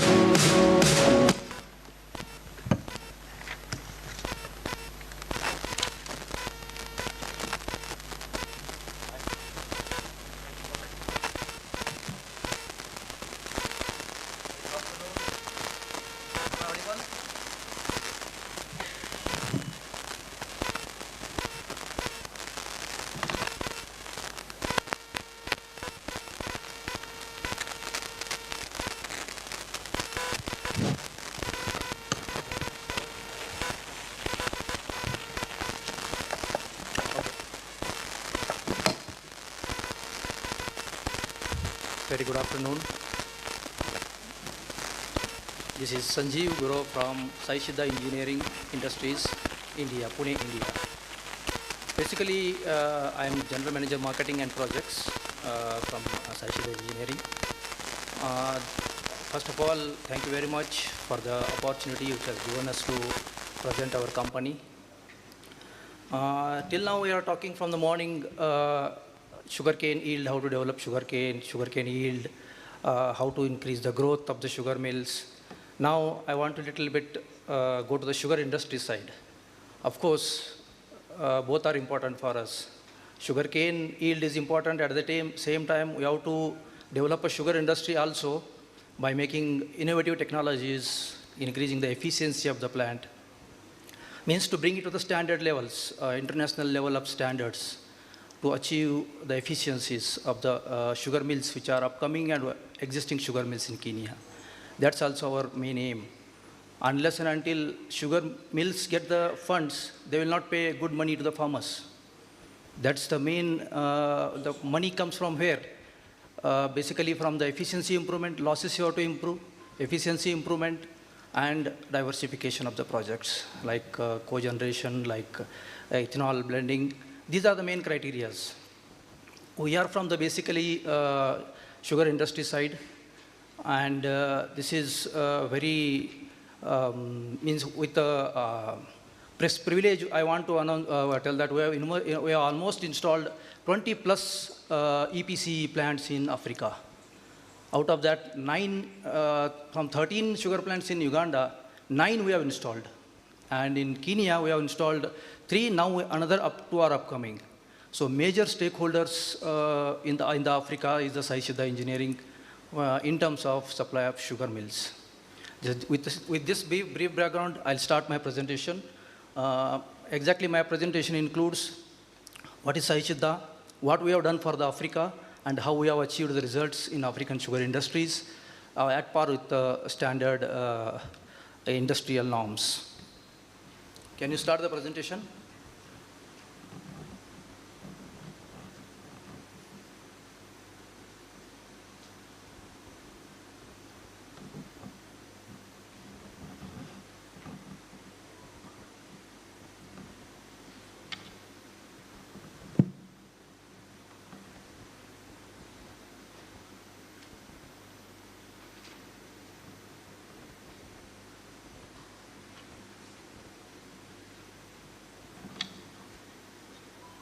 Yeah, just 2 minutes our company corporate video, then I'll start with our presentation.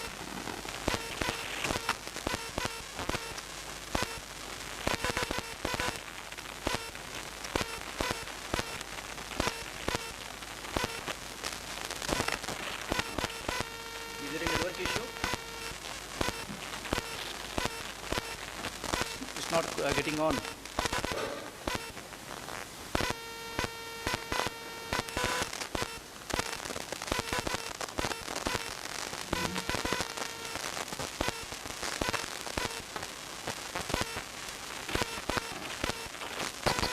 Unless you have proper network, it will not be on.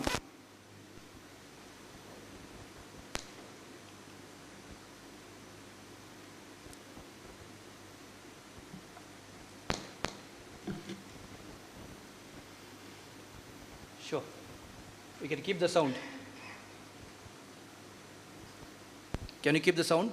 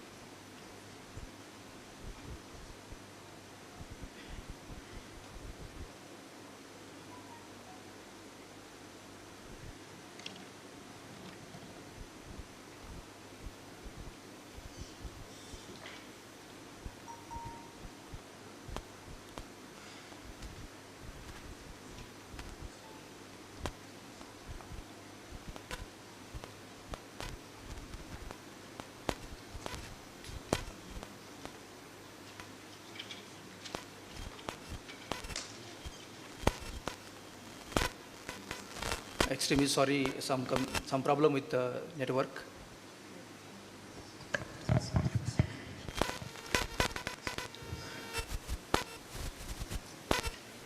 So just in a moment, sorting out the internet right there. Thank you, Sanjeev. Yeah, sure, sir. No problem.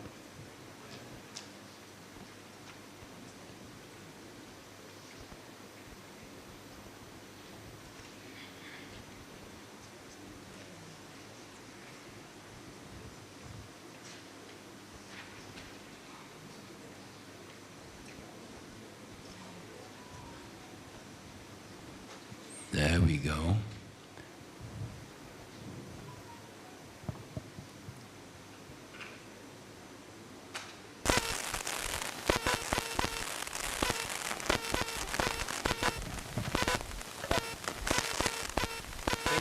Thank you, technical team. You can keep the sound. It's just 5 minutes a corporate video of our company.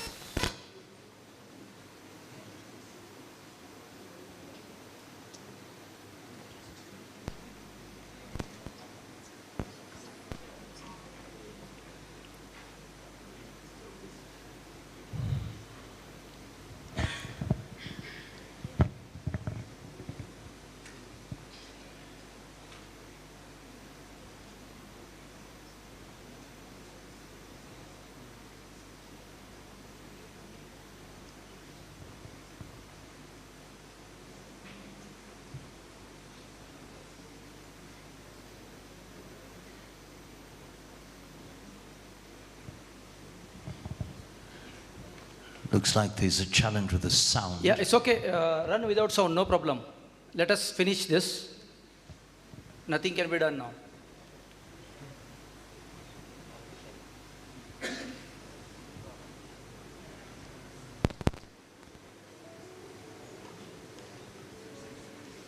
These are all new plants which were constructed in Kenya and Uganda.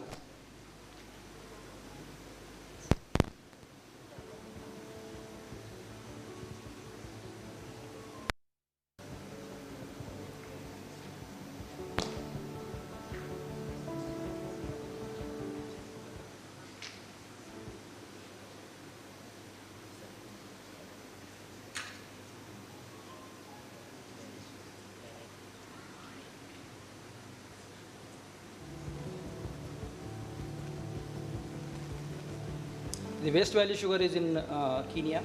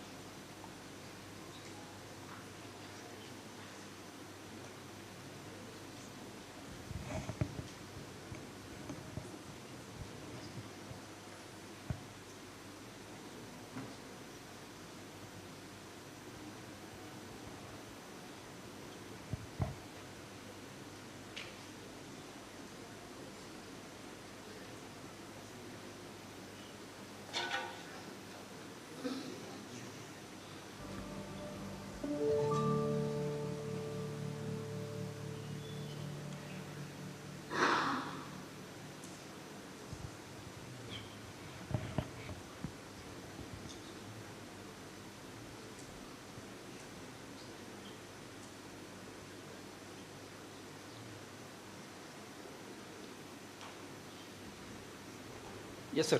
We can proceed with next. Saishida Engineering is an EPC company which normally undertakes complete sugar plants, high pressure cogeneration plants and distilleries, molasses based and grain based distilleries. We have been working with both cooperative sectors and private sectors. We are taking completely design, in-house engineering, supply, delivery, complete turnkey project we are delivering to the African industries, African country and Latin America countries, and in India basically.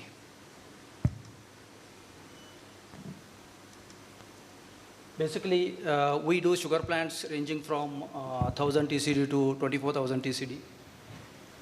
high pressure boiler manufacturing, we are doing up to 250 tons as per ASME and IBR standards. Cogeneration plant, we are doing for all the complete cogeneration plant by using high pressure steam technologies we are doing for sugar mills, including back pressure and condensing turbines. Distillery plants, we are producing, our produced ethanol is selling with a high technology, high quality ethanol is being produced from molasses and grain, both commodities. And based from the ethanol plant, whatever CO2 generated will be purified and given to the Coca-Cola industries. That plant also we can deliver. We are doing special, some of the nuclear industries and defense industry also, we are giving some of the specialized equipment. What is Sai Siddha in numbers, basically? Sai Siddha has done, is having 3 state-of-art manufacturing facilities, and 100+ qualified engineers are appointed at our engineering level and manufacturing level. We have completed in Africa 15 months. Within 15 months, we have completed the project in Africa, starting from the design up to the commissioning, including all from shipment from the India. We have been called as 2-star export house, basically, because we are continuously shipping the materials. 100+ equipment supplied globally. In totally, in last 40 years, we have completed 40 EPC projects. Out of that, 20+ are in African countries. Basically, these are the 3 workshops we are having. One is in Pune MIDC, where we are normally manufacturing SS materials and assembling unit. Solapur MIDC, we are manufacturing all the processes, equipment, structures, whatever required for the sugar mills. In the Kolhapur region, all 3 regions are in Maharashtra actually, just in India. And in Kolhapur region, we are manufacturing mills, basically mill and mill associated equipments. These are our some of the photos of our workshop. One is in Solapur, Pune, and Kolhapur. These are some of the equipments what we are having to manufacture the sugar equipment, sugar plant equipment, processing plant equipments. We are having high-speed CNC machines, EOT crane, various type of EOT cranes, CNC bending machines, saw machine, cutting machines. All the high-tech machines means automated and CNC technology we are using for the manufacturing of the equipment. Am I audible? Yeah. We have been certified and affiliated with IBR and ASCB technologies. Normally, boilers, whatever we manufacture is based on the IBR, and for the overseas African countries, we are following ASME as a standard. We have been recognized with the Exim Bank of India to do the LOC project, line of control projects. And we have been affiliated with the Nuclear Power of India Corporation. I think this slide is not visible to all. Is it visible? Just I'll explain this slide.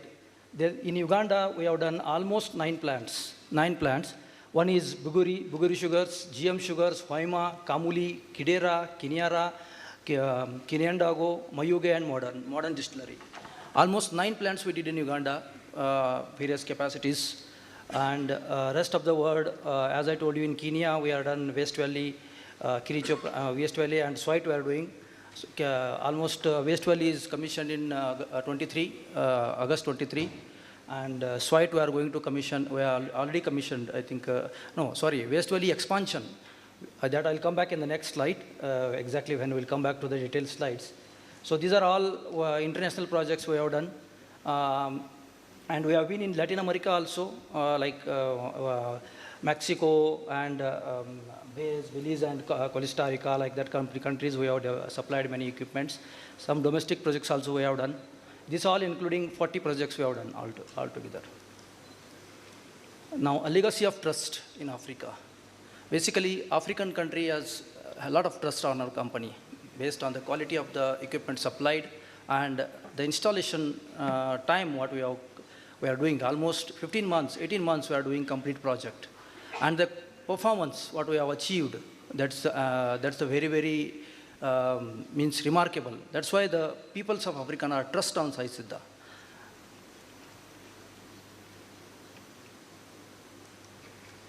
This is another Kiliandaro sugar project with 3,500 TCD. We have completed in Uganda almost, as I told, 70% of the sugar industry is developed by us in Uganda. 9 complete sugar plants, 1 distillery, and 1 CO2 purification plant we have done in Uganda. These are the turnkey basis. We can say a lion's share in Uganda. We are the lion's share in Uganda because we have almost supplied 40 plus sugar mills, 29 mills in Uganda, 28 mills in Uganda. First GRPF we have installed in Uganda.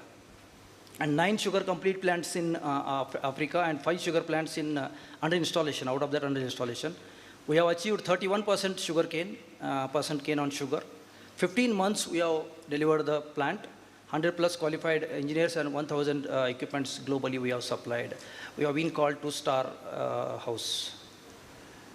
Basically, Sai Siddha is contributing food security in African region. Local employment and training, and foreign exchange reserves. This is our main impact in African countries. Our ongoing projects, this is, you might be knowing this Waste Valley. Around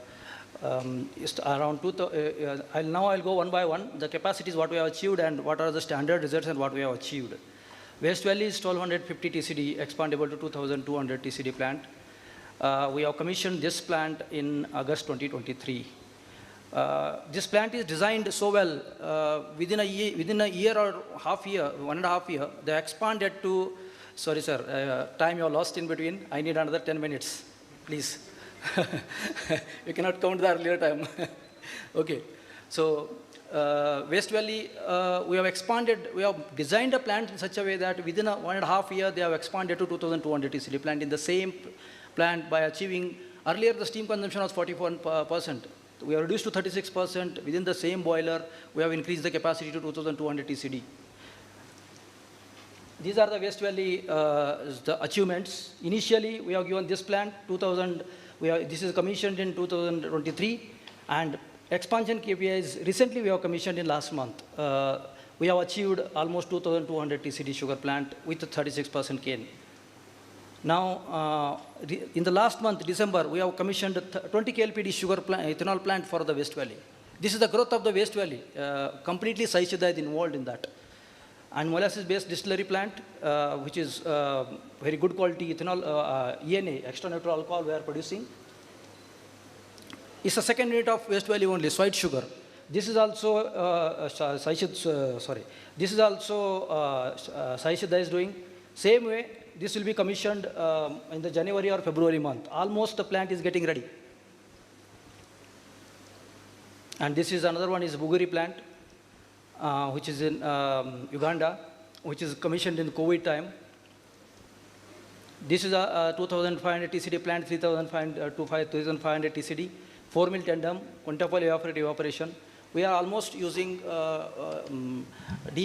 are almost falling film evaporators and latest technology like vertical continuous fans to reduce the steam consumption, and high pressure technology, boilers and turbines. This is the Buguri plant, what we have installed. We have given almost 30 KLPD plant to modern distilleries, where they are having exporting the ethanol and CO2 to Coca-Cola and Lamborghini. That quality we are producing ethanol. Modern distilleries, that only I told you now, 30 KLPD plant in Uganda. They are selling CO2 to Coca-Cola and ethanol to Lamborghini. Almost 35 KLPD plant. This is the plant look, how it looks. Kidera sugar is the highest capacity sugar we did, 6,500 TCD, expandable to 10,000 TCD, with 120 ton boil, 120 ton highest capacity boiler with 67 kg. Single drum boiler we have installed in Uganda. These are the proposed KPI. KPI means key performance indicators, what we have achieved from that plant. We have achieved here 36% on cane. The turnkey sugar plant, modern distilleries already I've been told, milling plant efficiency already. Now another one, now I'll move on to a little bit South Africa. We have already done, there are also some plants like Gidao sugar, modernization and expansion we have done. This is another one, green plant, now recently awarded to us from Tanzania. Tanzania, we are doing one complete green plant, 2,500 TCD to 3,500 TCD, with 50-ton boiler and almost 10 megawatt cogeneration plant. This is the model project for us, completely from design up to commissioning Sai Siddha is doing. And this will be commissioned in the month of September or October 2026. The Lake Agro group is there. That is ordered. This Lake oil pump stations you might have seen in Tanzania and oil. That group company is there, Lake Agro. These are some of the equipments which are ready to ship, and already equipment started shipping. Within a 9th month progresses this, we have started shipping the equipments. There are some of the installations which we done in India. Basically boilers. We have completed 12 boilers, maximum capacity of 120 ton, including all our journey. Some of the domestic projects in India. Our sugar technology, we are producing pharma-grade sugars, liquid sugar, light brown sugar, refined sugar. These are all various commodity of sugars what we are producing from our sugar mills. We have installed, this is one of the patented technology and main steam-saving device. Normally, we are installing in all the sugar mills. With this, we are achieving 2 to 3% steam reduction. And we have given 170 plus installations of this. This is the last video. I'll finish with this. Yeah, I think video is not, again, same problem with the video. Yeah, let's skip now. No option for me. Okay. Having known the journey of Sai Siddha in Africa, as I told you, a remarkable journey, and the trust what the African people and African government and His Excellency is given to us is remarkable. The support, the kind what we got from the African government and His Excellency is we cannot is the foundation for us. Basically, from this foundation, we have grown and we have reached out from the Kenya, Uganda, and Tanzania. Now, even we have gone in Nigeria. So we are grown like anything now. So this all trust begin with Kenya. So, and we really appreciate Sugar Board of Tanzania for organizing such a fantastic event. We are very much appreciated and given a chance to us to present at this stage. Thank you very much, sir. Well, thank you so much. A big round of applause. Many thanks, Sanjeev, for that presentation. And we also appreciate that you found time to be part of this event. Many thanks indeed. Ladies and gentlemen, Asante Sana will stop there for now. And we appreciate your partnership with the Kenya Sugar Board. Many thanks. Any questions? Any questions? Quick question, one question. Charles, you need to have a question for Sanjeev because I saw liquid sugar right there. You have a question for him? You have a question for him before we close? Okay, one question. Okay, 2 questions, we close. Hudson, you have another question. Mr. Sanjeev, you'll take 1 minute per question, okay? All right, so go ahead, Hudson, in 1 minute, ask your question. Go ahead. Okay, thank you very much for the excellent presentation. I'm Hudson Odhiambo. I'm just interested to know your competitors and what sets you apart. In India or in here, Africa? Globally? Globally. Our competitors? Yeah, thank you. There are many competitors. Sorry. There are many competitors available in India. There are EZEC is available, Thermax is available, ThyssenKrupp is available. Many you can search over Google. Many competitors are available. But in Africa, what we have achieved, they could not achieve yet. Because that's the only I told, the trust factor. And the quality and the results matters here. We sustained from last 40 years in these African countries. And we are getting more and more projects. We are adding another 2 projects in Kenya very shortly. By next year, we'll get another 2 projects from our side. This is the only. All right, go ahead. Thank you. What partnership pathways does your company offer for startups, especially like for us innovators? We coming up with startups which require capital and maybe we don't have it. Are there any partnership pathways? Which side you are asking a partnership, whether in the fabrication side or supply side, what exactly partnership you are setting up the industry? Pardon? Setting up the industry, the equipment and No, all exactly in terms of what? Supply of equipment, you want to be a partnership or that. supply of structures? Supply of equipment and installation. Which type of equipments? Because sugar industry is having a lot For of example, jaggery. Jaggery. Yeah. You want to associate with us or you want a supply from our side? Exactly what I'm asking. What partnership pathways do you offer as a company? We'll discuss later because partnership. All right. Okay. Sorry. I'm Samuel Koth. My question, among the projects you are taking in evaporators, do you prefer falling film evaporators or rising film evaporators as per the current technology? Normally, we are offering falling film evaporator technology with other robot bodies to give 36% case is enough. See, normally in Africa, 42% on cane is the trend now. So in industry now, in India, we have received 28%, almost 28 to 30 we have reached in India. See, as you go up on the steam percent reduction, the cost will increase. So for Africa, 36% is a fair enough. So with double effect, DVC, quad and DV quintuple effect, you can get it, no problem. All right, go ahead. Falling film evaporator.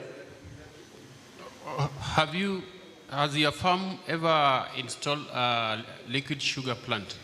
Liquid sugar is the one of the product which can be easily delivered from the once sugar is ready, we can form a liquid sugar, not an issue. Technology is available in India and we are going to implement in one of the sugar plant. Not yet done, but the technology is available. We can definitely do that. 100% we can get that. In Kenya or in Africa? In Africa, I think no one has done. In India, it is done. So in Africa, we can do that. We are planning to do one in one of the project in future. Within a year, we can see. All right, thank you so much. We'll just take those questions because of time. Many thanks. A big round of applause for Sanjeev. Thank you so much indeed for your time. And definitely, I hope you will be around during the break so that, Lennox, you wanted to follow up with your question, then you can link up if you do have time. Thank you so much. But thank you so much indeed. All right, we're ready for our second. This is the spotlight. This is the innovation spotlight. Give me sound right there. 10 minutes, remember, 10 minutes for the innovators, 10 minutes, and then immediately after that we'll have questions from the judges because we'll be having awards on Thursday, so we need to give you good time. All right, so ladies and gentlemen, let's have the name on the screen. Who is coming up? Gillian Atieno Nyangaga. A big round of applause for her. Thank you so much. Coming, Innovation Spotlight, Sugar Intel, AI-powered precision farming and digital credit ecosystem for Kenya's sugarcane farmers. 10 minutes. Gillian, over to you. Hi, everyone. I will start with a story. When I walked into the room in the morning, Mr. Mwakazi was trying to catch up with everyone. And he talked to one farmer. His name is Mr. Anamanza, if I got it right. And he clearly stated that farmers are working in the dark. And I can say true, farmers are working in the dark. During the planting seasons around the sugar belt regions, a farmer wakes up early in the morning, in his hands is diammonium phosphate. Will he use it? Yes. Did his ancestors use it? Yes. Did his great-grandfather use it? Yes, he did. His grandfather used it? Yes, he did. His father used it? Yes, he did. Will he use it? Yes, he will, because his neighbors are using it. No soil test, no data, just hope. After 2 months, when it's time for dressing, the same farmer will come with calcium, ammonium, nitrate, and urea. At the wrong time, he might lose nutrients. While his farmers are mixing fertilizers for their sugarcane to grow faster, and others are spraying weed kill to kill the weeds, when it's done too early or too late, it can destroy the crops instead of protecting it. This is not ignorance, and this is not laziness. This is what it looks like to farm without data. My name is Gillian Jakes Atieno Nyangaga. I am Chief Executive Officer, JKey AI. We are an AI company that is building data sets to train the next machines, for artificial intelligence in Africa. Today, we're going to look at sugar intel.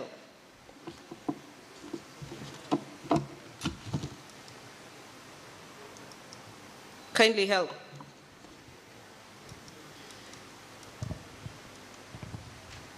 We're going to look at sugar intel. What is sugar intel? Please go one slide ahead. What is sugar intel? Sugar intel is an AI-powered farming system. This is like an assistant to the farmers. It's going to give actionable insights and precise advice, precise intel on what to plant, when to plant, when to fertilize, when to irrigate, how to protect your crops, and when to harvest. This is like a PA to the farmers. And it's AI supported, which means we have satellite, we have drones, we have sensors that generate real-time data and share with the farmers real-time. So we have a crisis, that our farmers are working hard, but they're working in the dark. What does Sugar Intel do? Collection of data is translated to our AI machines, which give instant and almost accurate information and advice on what the farmers should do. The drones, the satellites, and the sensors, they give real-time information so that the farmer can know that I cannot use the ammonium phosphate right now because maybe the soil has enough phosphorus. That I cannot maybe use calcium ammonium nitrate at this time. Maybe I should wait a little longer. Maybe I should have used it earlier. I cannot use the universal blend of 17 to 17 to 17 because maybe the soil needs a little more potassium or a little less nitrogen or a little more nutrients, micronutrients. So that is what Sugar Intel does for you. It makes your work easier. We have sensors. We have sensors on the ground, on the soils, that monitor the soils, and satellite images that monitors the crops 24/7. This information is translated to financial information that will be used by financial institutions to give, how can I call it? Is it unsecured loans? No paperwork kind of loans to farmers. How? Through Sugar Intel, the data collected will be translated through performance data to create a digital credit system that will be shared with KCB, will be shared with DTB, will be shared with Cooperative Bank to advise the bankers on how to give credit to these farmers, because farmers are always termed as high risk. There is no collateral, there is no information to show that the farmers are working. But the data we'll collect, we'll translate it to financial information that will be used to assist the sugarcane farmers to have access to credit. I think my slides froze, but I will work with what I have. We've talked of data collection using drones. We've talked of financial inclusion using the information we collect from drones, satellites, and sensors. Now we'll talk about what makes this a circular economy. We have millers. Millers need to know information on how ready the sugarcane is for harvest. AI will do that to our millers. We have a dashboard which can give information and data on how, on when, where, what time, where is the farm to go and collect the sugarcane. This will reduce the factory downtime by 20%, increase productivity, help with logistical planning, making everybody in the circle gain. And our youth also, 15,000 plus young people will get employment because of Sugar Intel, collecting data, managing the data hubs, educating the farmers on the importance of data-based or data-advised farming. So this is very important for farmers, that information is actually power. That if farmers know what the plants need, what the soil needs at what time, that will actually boost production of sugar in our country. It will lower the production costs, because now farmers will not be doing guesswork. They will know exactly, this is what I need to make, to increase the yields, to increase the production. It will lower the production costs, increasing production, and sugar will be accessible for everyone, and we will be able to export sugar, like the chair said, in 2 years. Another important thing that will happen if we adopt Sugar Intel is we'll be able to save up to 12 billion and translate it into other aspects of the economy uko mashambani. How? All the money, all the time that we used to the farms when we were doing guesswork will be now precise. We'll have, like, let's say, I've saved up to 35% from guesswork to precision, which will be directed to other sectors of the economy. So Sugartel is here to turn data to dignity and to use technology to empower our farmers. It is true, our farmers are working hard, but they are working in the dark. Sugar Intel is here to shed light to our farmers and to increase productivity. Thank you so much. There we go. Thank you so much. A big round of applause for Gillian. Thank you so much. Time for questions from the judges. Let's go, judges.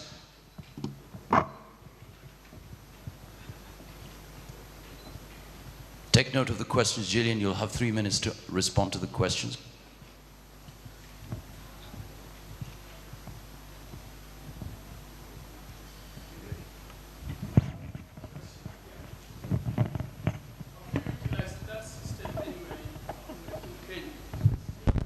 Not yet.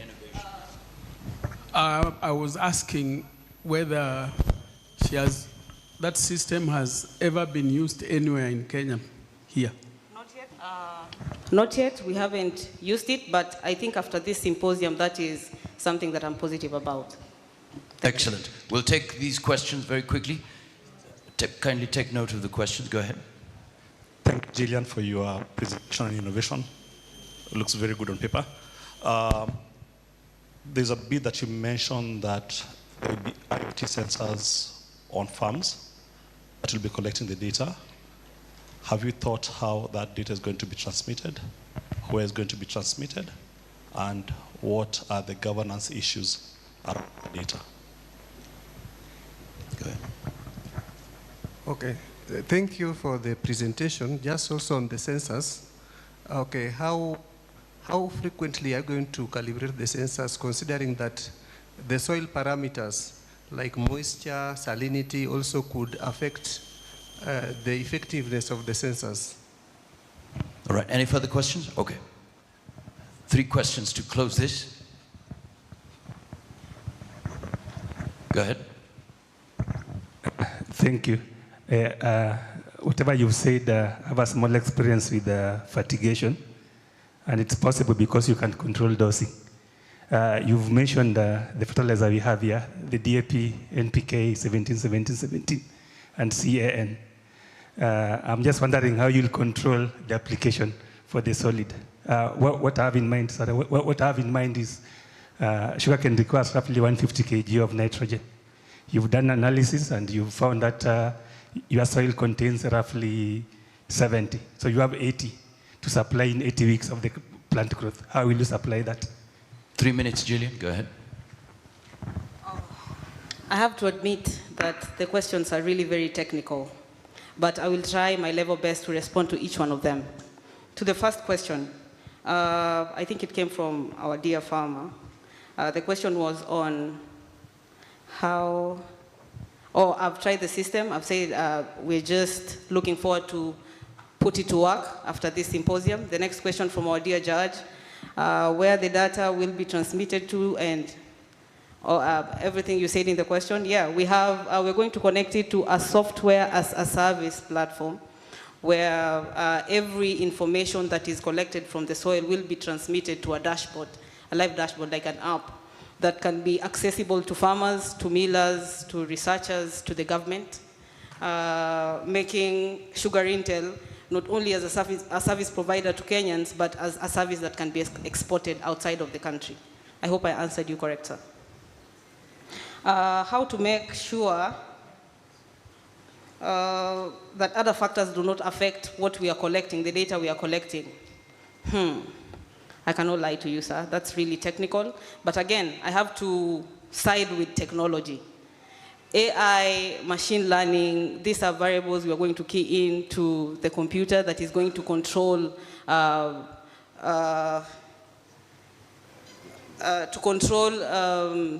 data collection, making sure that we are collecting the exact right data that we need, not affected by other factors. Yeah, that is answer to the best of my ability. And to you, I think it will cover as well. Technology and, let's say, research, testing, use of technology and deep testing to ensure that we really meet the requirements of the soil almost accurately. So I'll just hide myself behind the umbrella of technology, that right now almost everything can be achieved through technology. Thank you. Quick question, 1 minute, go ahead. Thank you, Gillian. Maybe a follow-up question on your presentation. You mentioned about AI a lot in your presentation. So which part of your innovation incorporates AI? 1 minute. So let's say Sugar Intel will act as a data set. We are collecting real data to help machines to learn on the African climate and stuff like that. Soil, weather, pest control, diseases, crop growth patterns, and financial, whatever. All those will be connected to AI. All right, thank you so much. A big round of applause to Gillian. Thank you so much. Asante sana. All right, everybody, let's just be upstanding. Give about 3 people a big high five and tell them we're still here. We're still here. Just stand up and give them a big high five. Oh, come on, yeah. Mr. Benjamin, we're still here. We're still here. Thank you so much. Just 3 people. Fantastic. All right, Bill, get ready, get ready. Brian, get ready, get ready. All right, for the next 10 minutes, another innovation spotlight.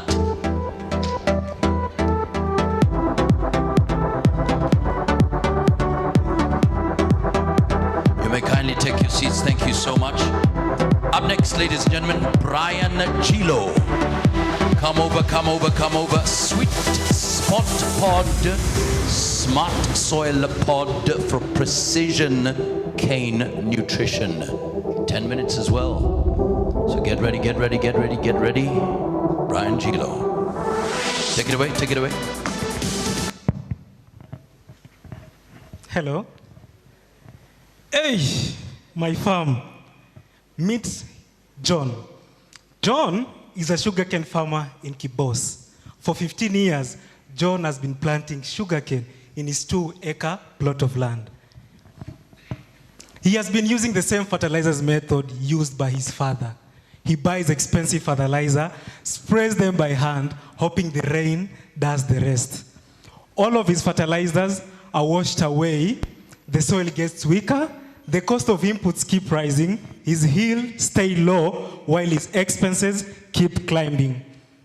But John's struggle is not unique. Across the sugar belt, 1,000 farmers just like John face the same issue. They lose a lot of fertilizers through leaching, evaporation, and runoff. This inefficiency accounts to 25 to 35% of their total production costs. While existing tools like GPS, satellite system, drones exist, but they remain too complex, too costly, and too inaccessible for realities of smallholder farmers. Now, imagine transforming this into a reality. Imagine if a sugarcane could have its own nutrient pack, or it could receive its nutrients when the soil is ready and the plants could actually receive them. Now, this is our solution, Sweet Spot Pod. You can see John holding the Sweet Spot. So Sweet Spot Pod is a biodegradable sensor-based pod that is placed near the sugarcane root. It has a humidity-activated coating. When the soil moisture is reached, or when the soil moisture is felt by the pod, it's triggered and it releases nutrient slowly and precisely, preventing leaching through runoff, evaporation, and leaching. This is what smallholder farmers like John really need. I'll see you. Now, my name is Brian Gillo. I'm a researcher and a software engineer. So, next slide.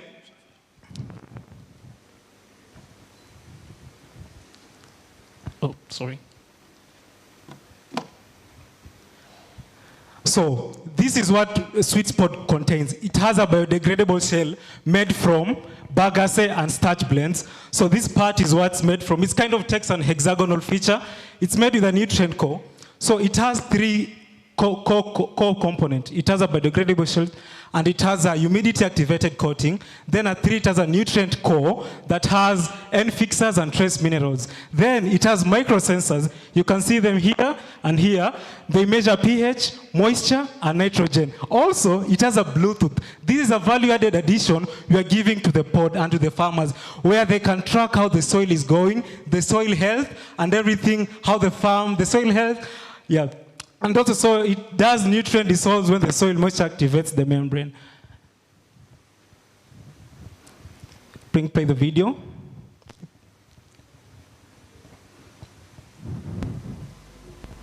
So take a clean look of how we are trying to bring precision farming in sugarcane industry.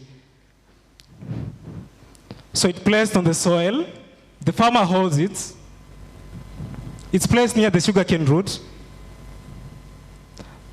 So we're also providing a dashboard where the farmer could, it's a value addition, you could provide the farmer with how the soil really goes. So this is the formula of how it does. So the cane root, the pod placed near the farm, we have a sensor, because it has sensor already, then it connects through a cloud or Bluetooth, where the farm can see the metrics of how the soil really does and how the nutrients or minerals are going to the soil. Now, let's proceed to this is the platform. We are giving an added value addition, our intelligent companion that is trained using machine learning and AI. So these are real time. Yeah. Now, take a clean look. Now, put the nitrogen 90 and the potassium at 60. So these are intelligent companion that avoid farmers like John wasifanye mambo ya guesswork, but they have science in their hands. Then cultivate wisdom. So these are live-based application that's really there. Apart from giving the farmer the pod, we're also adding a value addition of having the companion app. Also, the farmer, if he doesn't have a smartphone or a basic feature, you can see we are providing WhatsApp, voice, and SMS alerts. Cultivate wisdom. I think this will be kind of, yeah. You see, it says, go down, Kylie. So it says the soil quality is high. It's perfect. Yeah. It gives you also a recommendation. Down again. So it also gives you as a farmer, how do you learn preparation in terms of land preparation, sowing, the cover of how you want your land, how it's the metrics. Yeah. Seed planting, the next. Nutrition boosting, next. Land watering, next. Integrated pest management, how you can also, apart from giving you precision agriculture, what are the kind of pest based solution you can also apply on your farm. Next. Burden tripping. I think that's all. The next let's move to the next slide.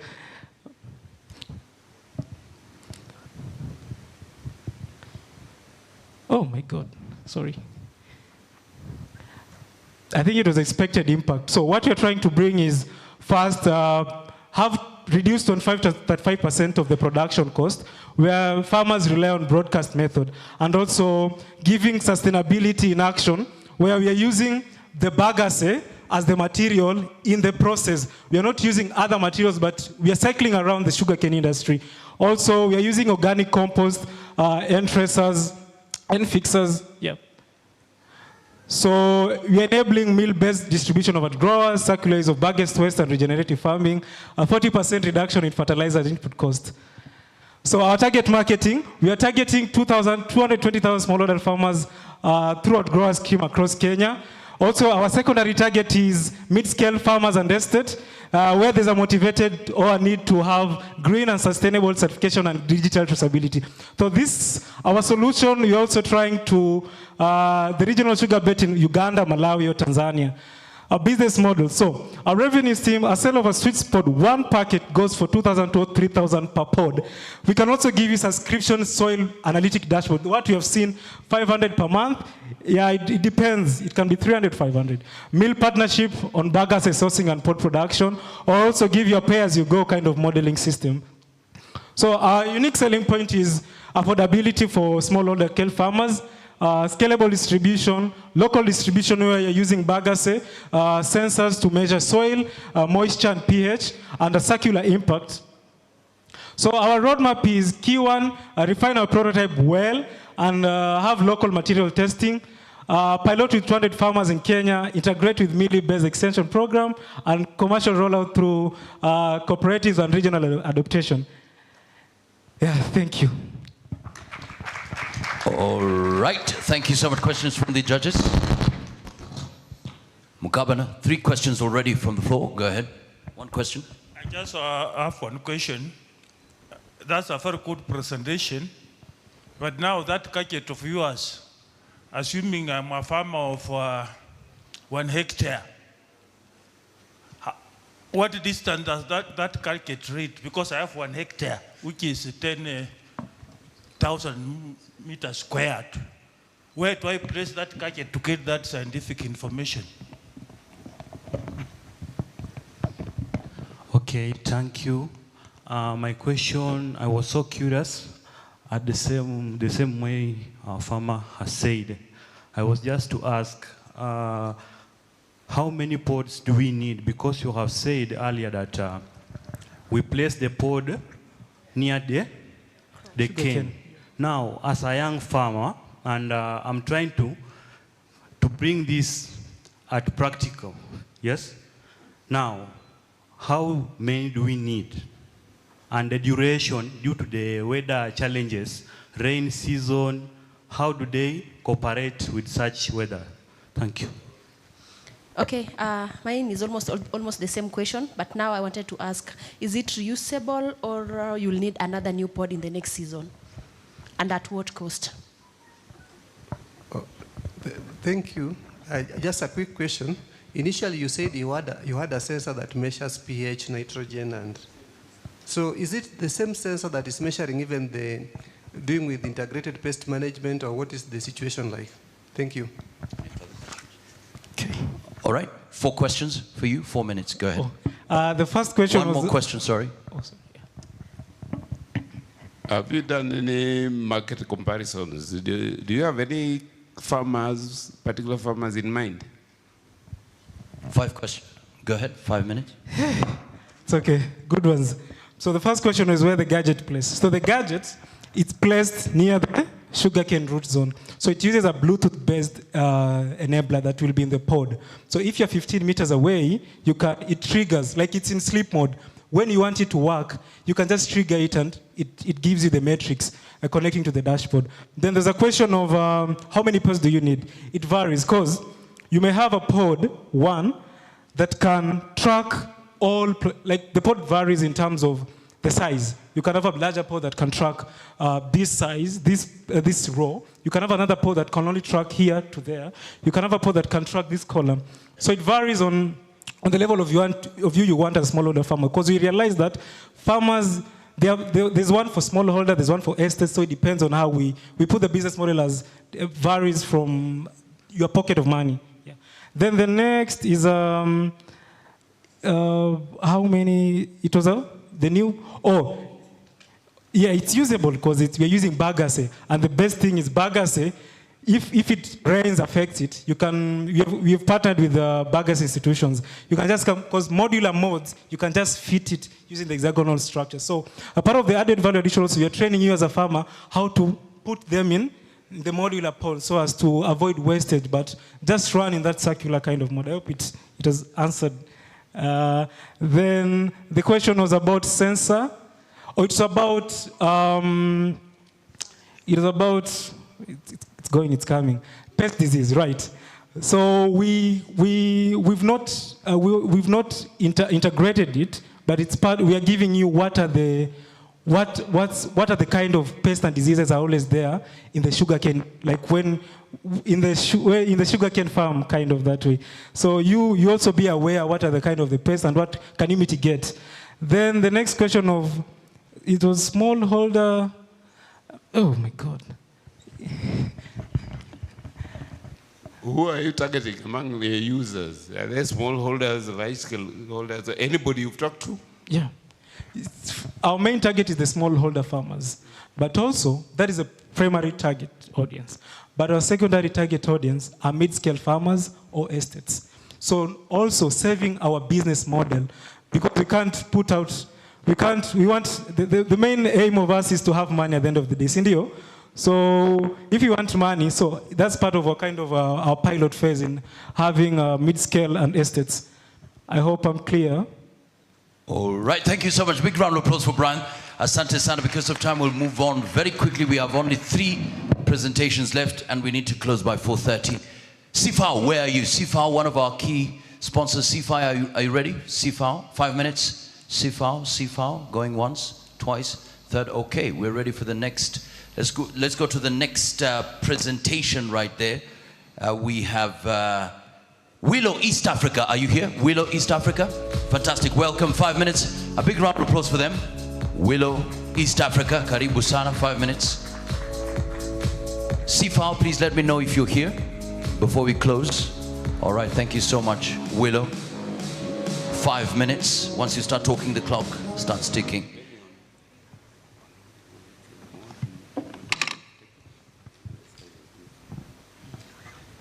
Yes.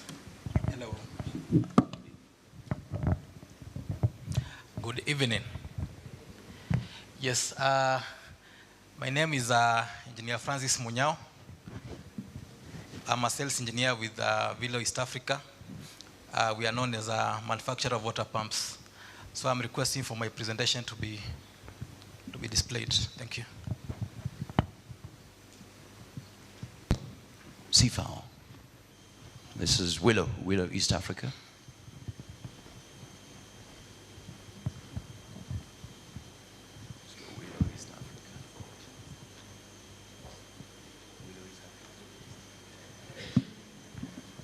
Ready? We go? We're good to go? Okay. There we go. 4 minutes.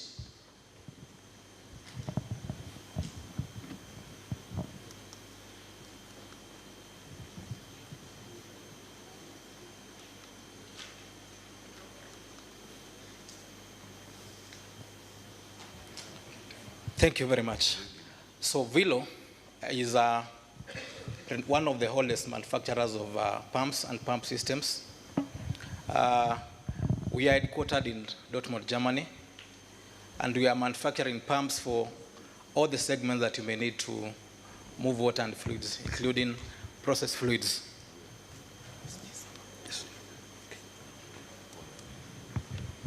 Including process fluids. We are in building services. We are in buildings. You need pumps to boost water. You also need pumps to throw away the dirty water. You need pumps for cooling. We are in that segment. We are also in water management, where you have municipal authorities like Kisumu Water, Lake Victoria Water Works Development Agency. There we have pumps to move the raw water, water supply, also to throw away the wastewater. And most important, we are also in general industry, where sugar industries are also in. We have pumps for firefighting. We have pumps in the distillery. We have pumps for pushing the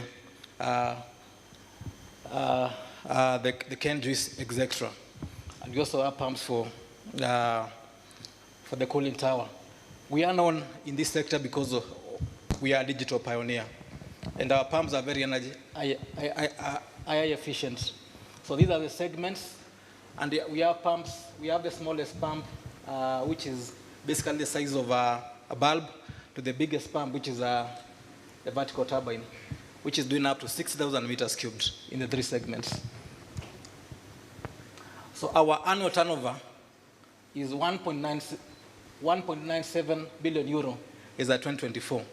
This is a testament that we are not only we are not a small company, we are a big company with a global presence and present in more than 70 countries.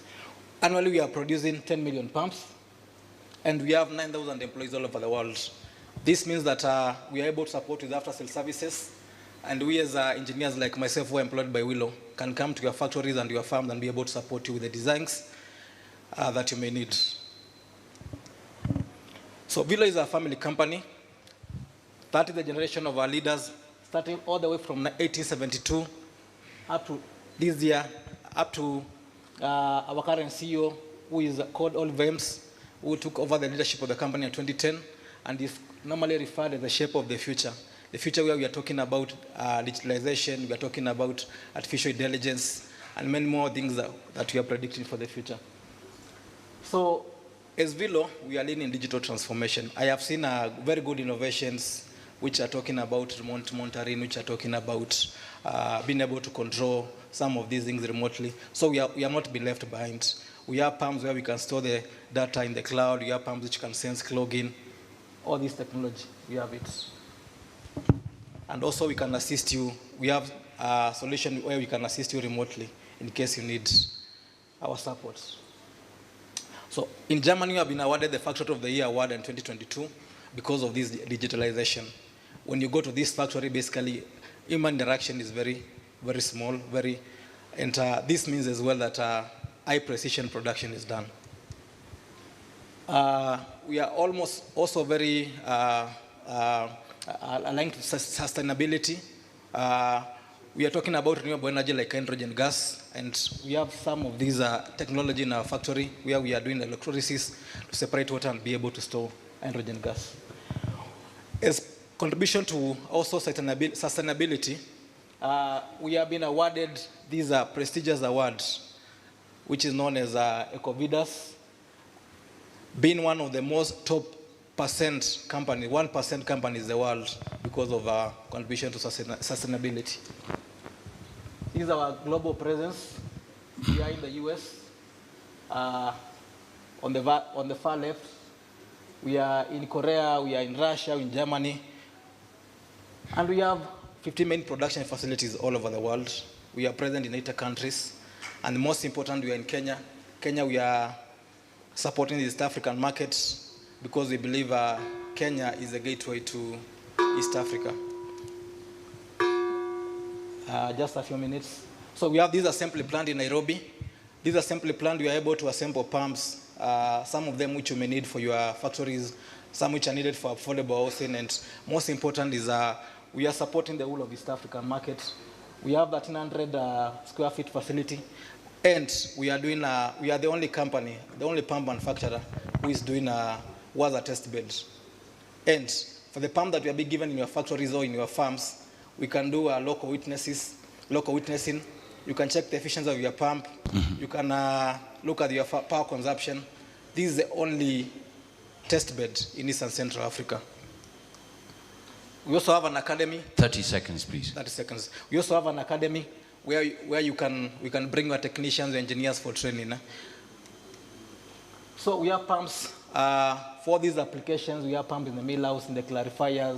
We have fire water pumps. We have cooling water pumps, and we have power. We have pumps also for the power plants. One important thing is we are able to come to your factories. We can optimize your pumps together.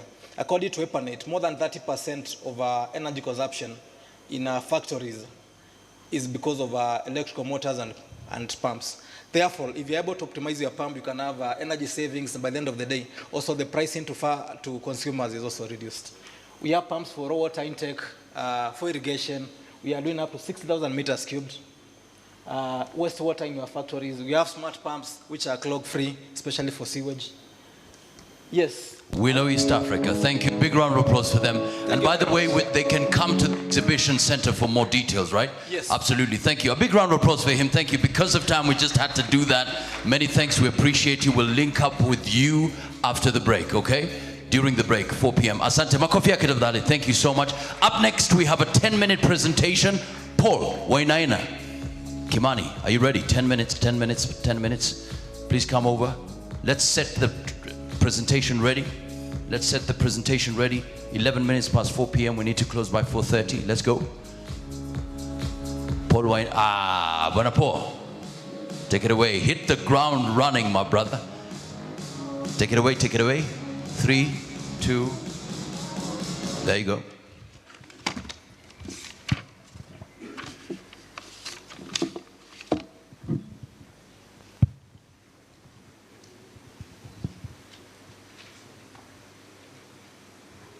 Good afternoon.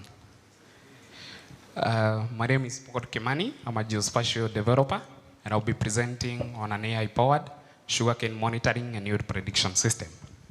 So, just to start here, what is the real challenge that the sugarcane industry is facing? And actually, our panelists who are here, they talked about it, the high cost of production. This is not just a challenge, but a plague in the industry, because when you produce sugarcane at a higher cost, it means that it doesn't just threaten the rights of the farmer, but also it compromises our global competitiveness. So the real question is, why? Why is it farmers still pump resources on their farm, and yet they still continue to experience raw yield? And exactly here is the reason. Because our farmers will still continue to practice generalized carrier-based farming, where we know we apply fertilizer on 15th of October, maybe of every season, and we have taken that trend. But then this is not data informed. And this is how our farmers look.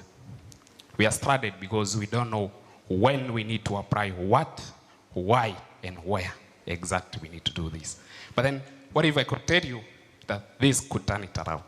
Imagine yourself as a farmer, and all you do is wake up on one morning, and you just need to look at your mobile app, maybe your phone, and you're able to see in real time what is happening in your farm. You know when there is an issue, and you know what to do. And you don't just know what to do, but also where. You get the variable rate maps that show where you need to apply. And then you get what you expect out of your farm. So how is this even possible? So right here is when data with location, that is geospatial data, meets with remote sensing, where we're using satellites. And then we integrate that with AI. This is not just a solution, but a game changer in the industry. And it's simple. It's simple as 3 steps. It detects an issue as almost as it happens. And then it doesn't just tell us, hey, there is an issue, but it also tells us what is the real cause. And it doesn't just leave us there, but it gives us a recommendation on what to do. So what are we looking forward to? We want to reduce the cost of production and increase yield. And we give our farmers high profits. And not just high profits, but also we'll be able to position our sugarcane industry back on the international stage. So how are we going to do this? It is simple. It is just 2-phase implementation. And phase 1 is our AI models goes to class. They learn and learn from data, historical data set, on how patterns look like, on how sugarcane should look like at each and every growth stage. And then phase 2 is go time. We deploy these AI models using this AI-powered system where we're able to continuously monitor the farms. But then this is not possible without data. And that is why we need data. So we're going to use spectral data. This is data from the satellites. We're going to use, which is going to help us with indices that track the crop health. This is the plant health, the water content, the nitrogen levels, and the leaf chlorophyll concentration. Then we require the pest and diseases data. This is geotagged photos that are telling us this is a specific disease and this is how it looks. And then we require the soil data, that is soil nutrients, soil moisture, and pH. We require the climatic data because it keeps on changing. So we need the rainfall, temperature, wind, soil radiation, and humidity. And then we require the farm inputs.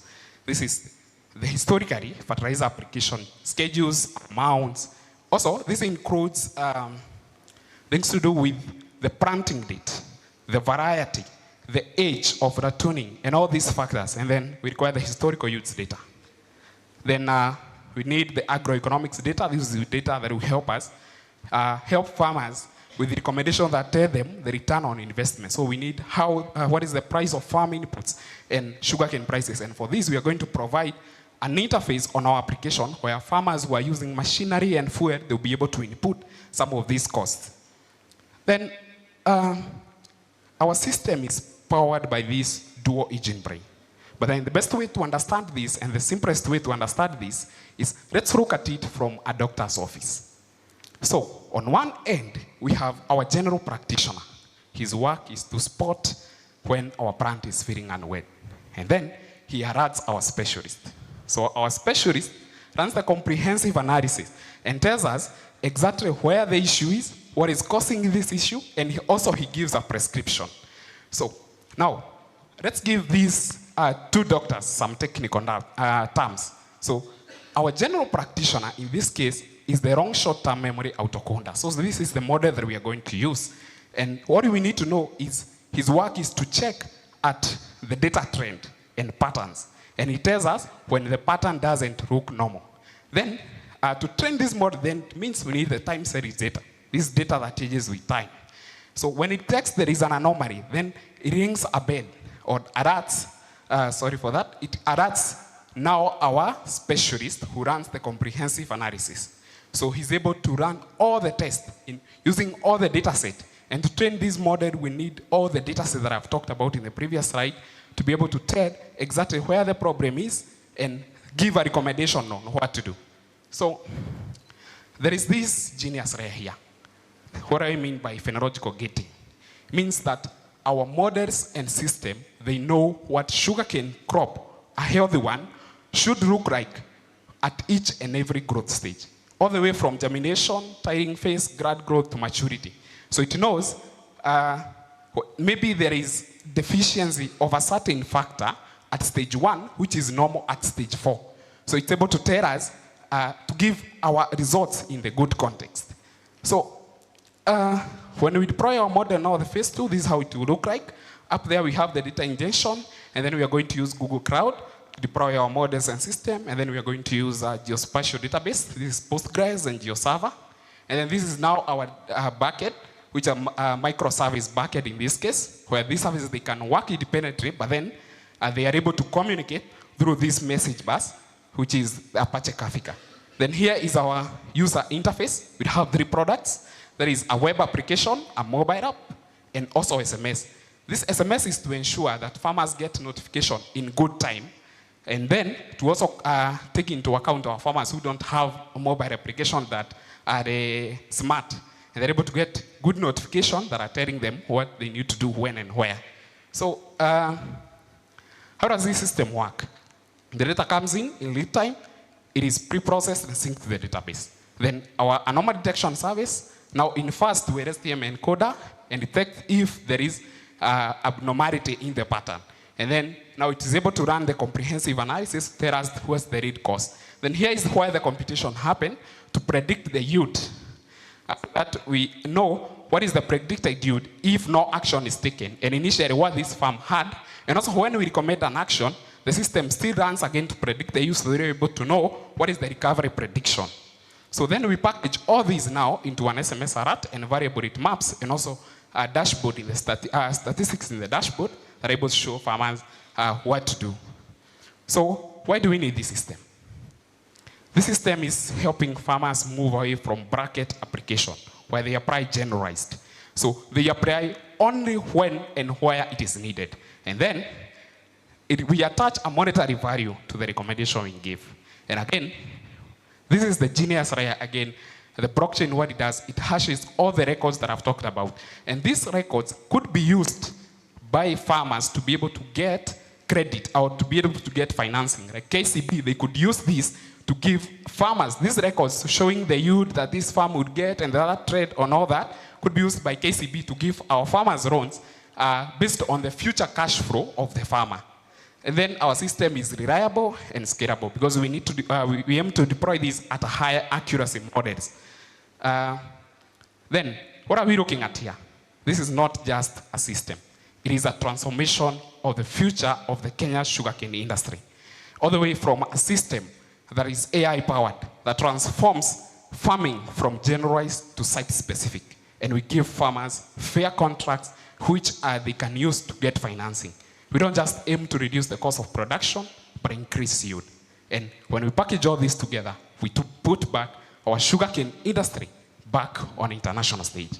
So, having looked at this AI system, you can't stop yourself from asking, is this not the blueprint for the future of world farming? Thank you. I invite questions. Many thanks. Questions for Paul, judges? Thank you so much. My main concern would be the cost that the farmer has to, or the end user has to incur to get this service. Any other question? Thank you, Mr. Paul, for the interesting innovation. My question is, you mentioned about time series data collection, and I'm envisioning that this is collected at the farm level on a continuous basis. How do you envisage to do that? And especially looking at the caliber of our farmers, the education level, as well as the technological skill. Thank you. Thank you. Just a quick one. Do you have you pre-tested this before, or is you are proposing it? All right, 3 minutes. Final question at the back.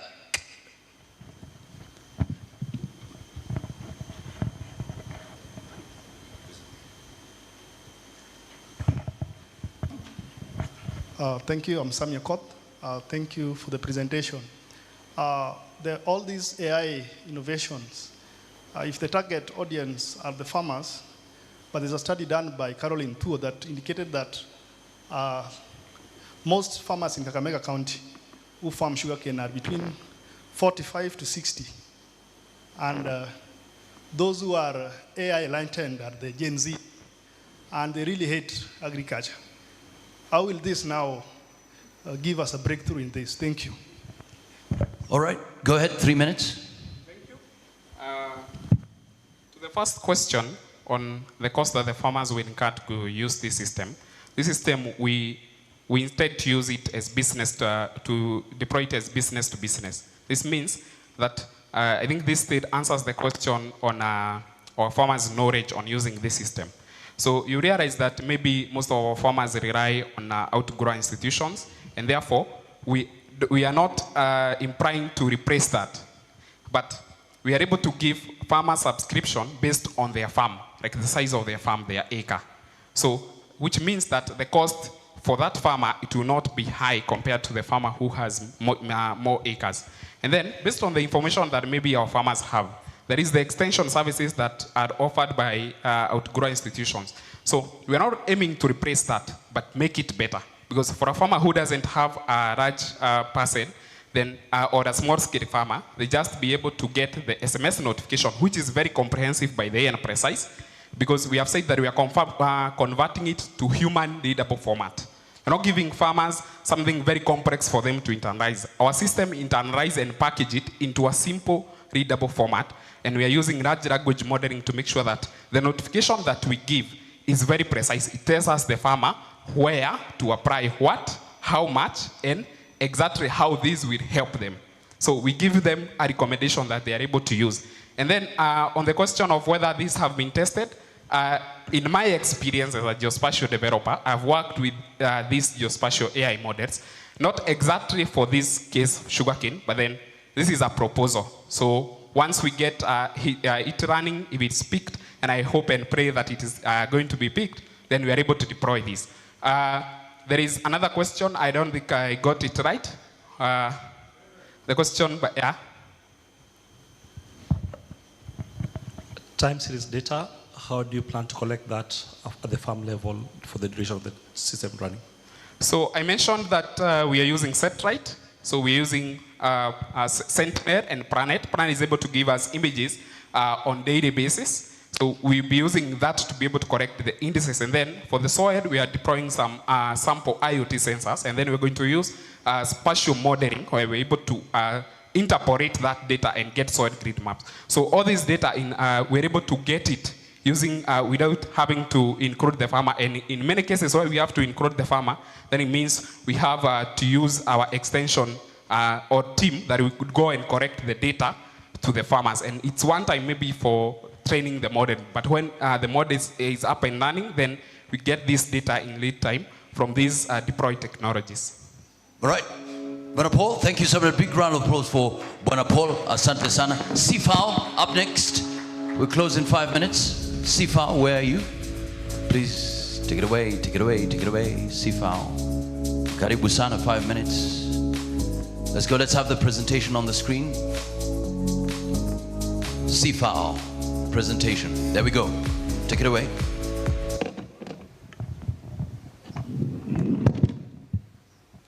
Yeah, good evening. Okay, my name is Silfana Sasanga. I work with Sifao Kenya in the agri-mechanization division as a technical lead. So I'll quickly take you through on just telling you who Sifao is, or who is Sifao Kenya. Sifao Kenya is a Toyota Tusonge company group, and we have several companies. Like, for example, under the mobility department, we have Sifao Mobility. That's a company that deals with the brand that is normally known, the Toyota brand. And also we have under the healthcare sector, we recently acquired Good Life Pharmaceutical. And under the consumer, we have the Unicam. And then when it comes to green infrastructure, and that's where we are, that is Sifao Kenya, we are normally recognized as the CASE brand ambassador under the CASE International Agriculture Division. So,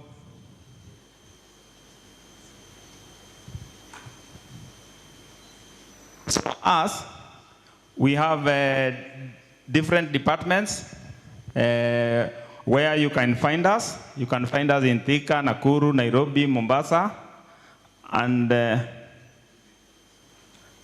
also recently we have a branch here in Kisumu, and also coming soon we'll be launching a branch in Mombasa.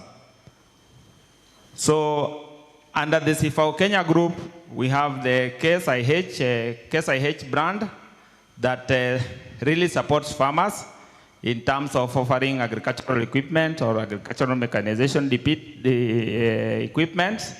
And we normally have 35 horsepower up to 720 horsepower. So we cater for a whole range of customers, that is from the small-scale farmers up to the large-scale farmers.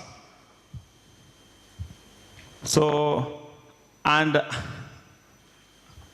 under the tractor division, we normally have the different models which are specifically built to serve specific farmers. So in the sugarcane sector, we have the Farmol that is normally used on winching, and we also have like Pumas and also Maxams, which are well built for land prep. And lastly, but not least, we do also have the sugarcane harvester that can be able to optimize your production in terms of making it more efficient. And we not only offer a guidance to our customers, we normally do what we call practical engagement. And you are very much welcome to visit our stands, and we can be able to offer you more. And when it comes to advanced farming system, we normally have the advanced farming system whereby we are diverting the farmer from the decision experienced making solution to data-based orientation, whereby they can be able to embrace these specific new coming ideas, so as we can together move, and then we can exactly utilize the available opportunities in terms of using the new technology. So you are very much welcomed. Let us all together songa and move on. Thank you very much. There we go. Thank you so much. Makofi tafadhali. Thank you so much. And a big round of applause for yourselves. It's 31 minutes past 4 p.m. Many thanks. All roads lead to the exhibition center, where you will also take your tea break. Well, there's something special for you right there.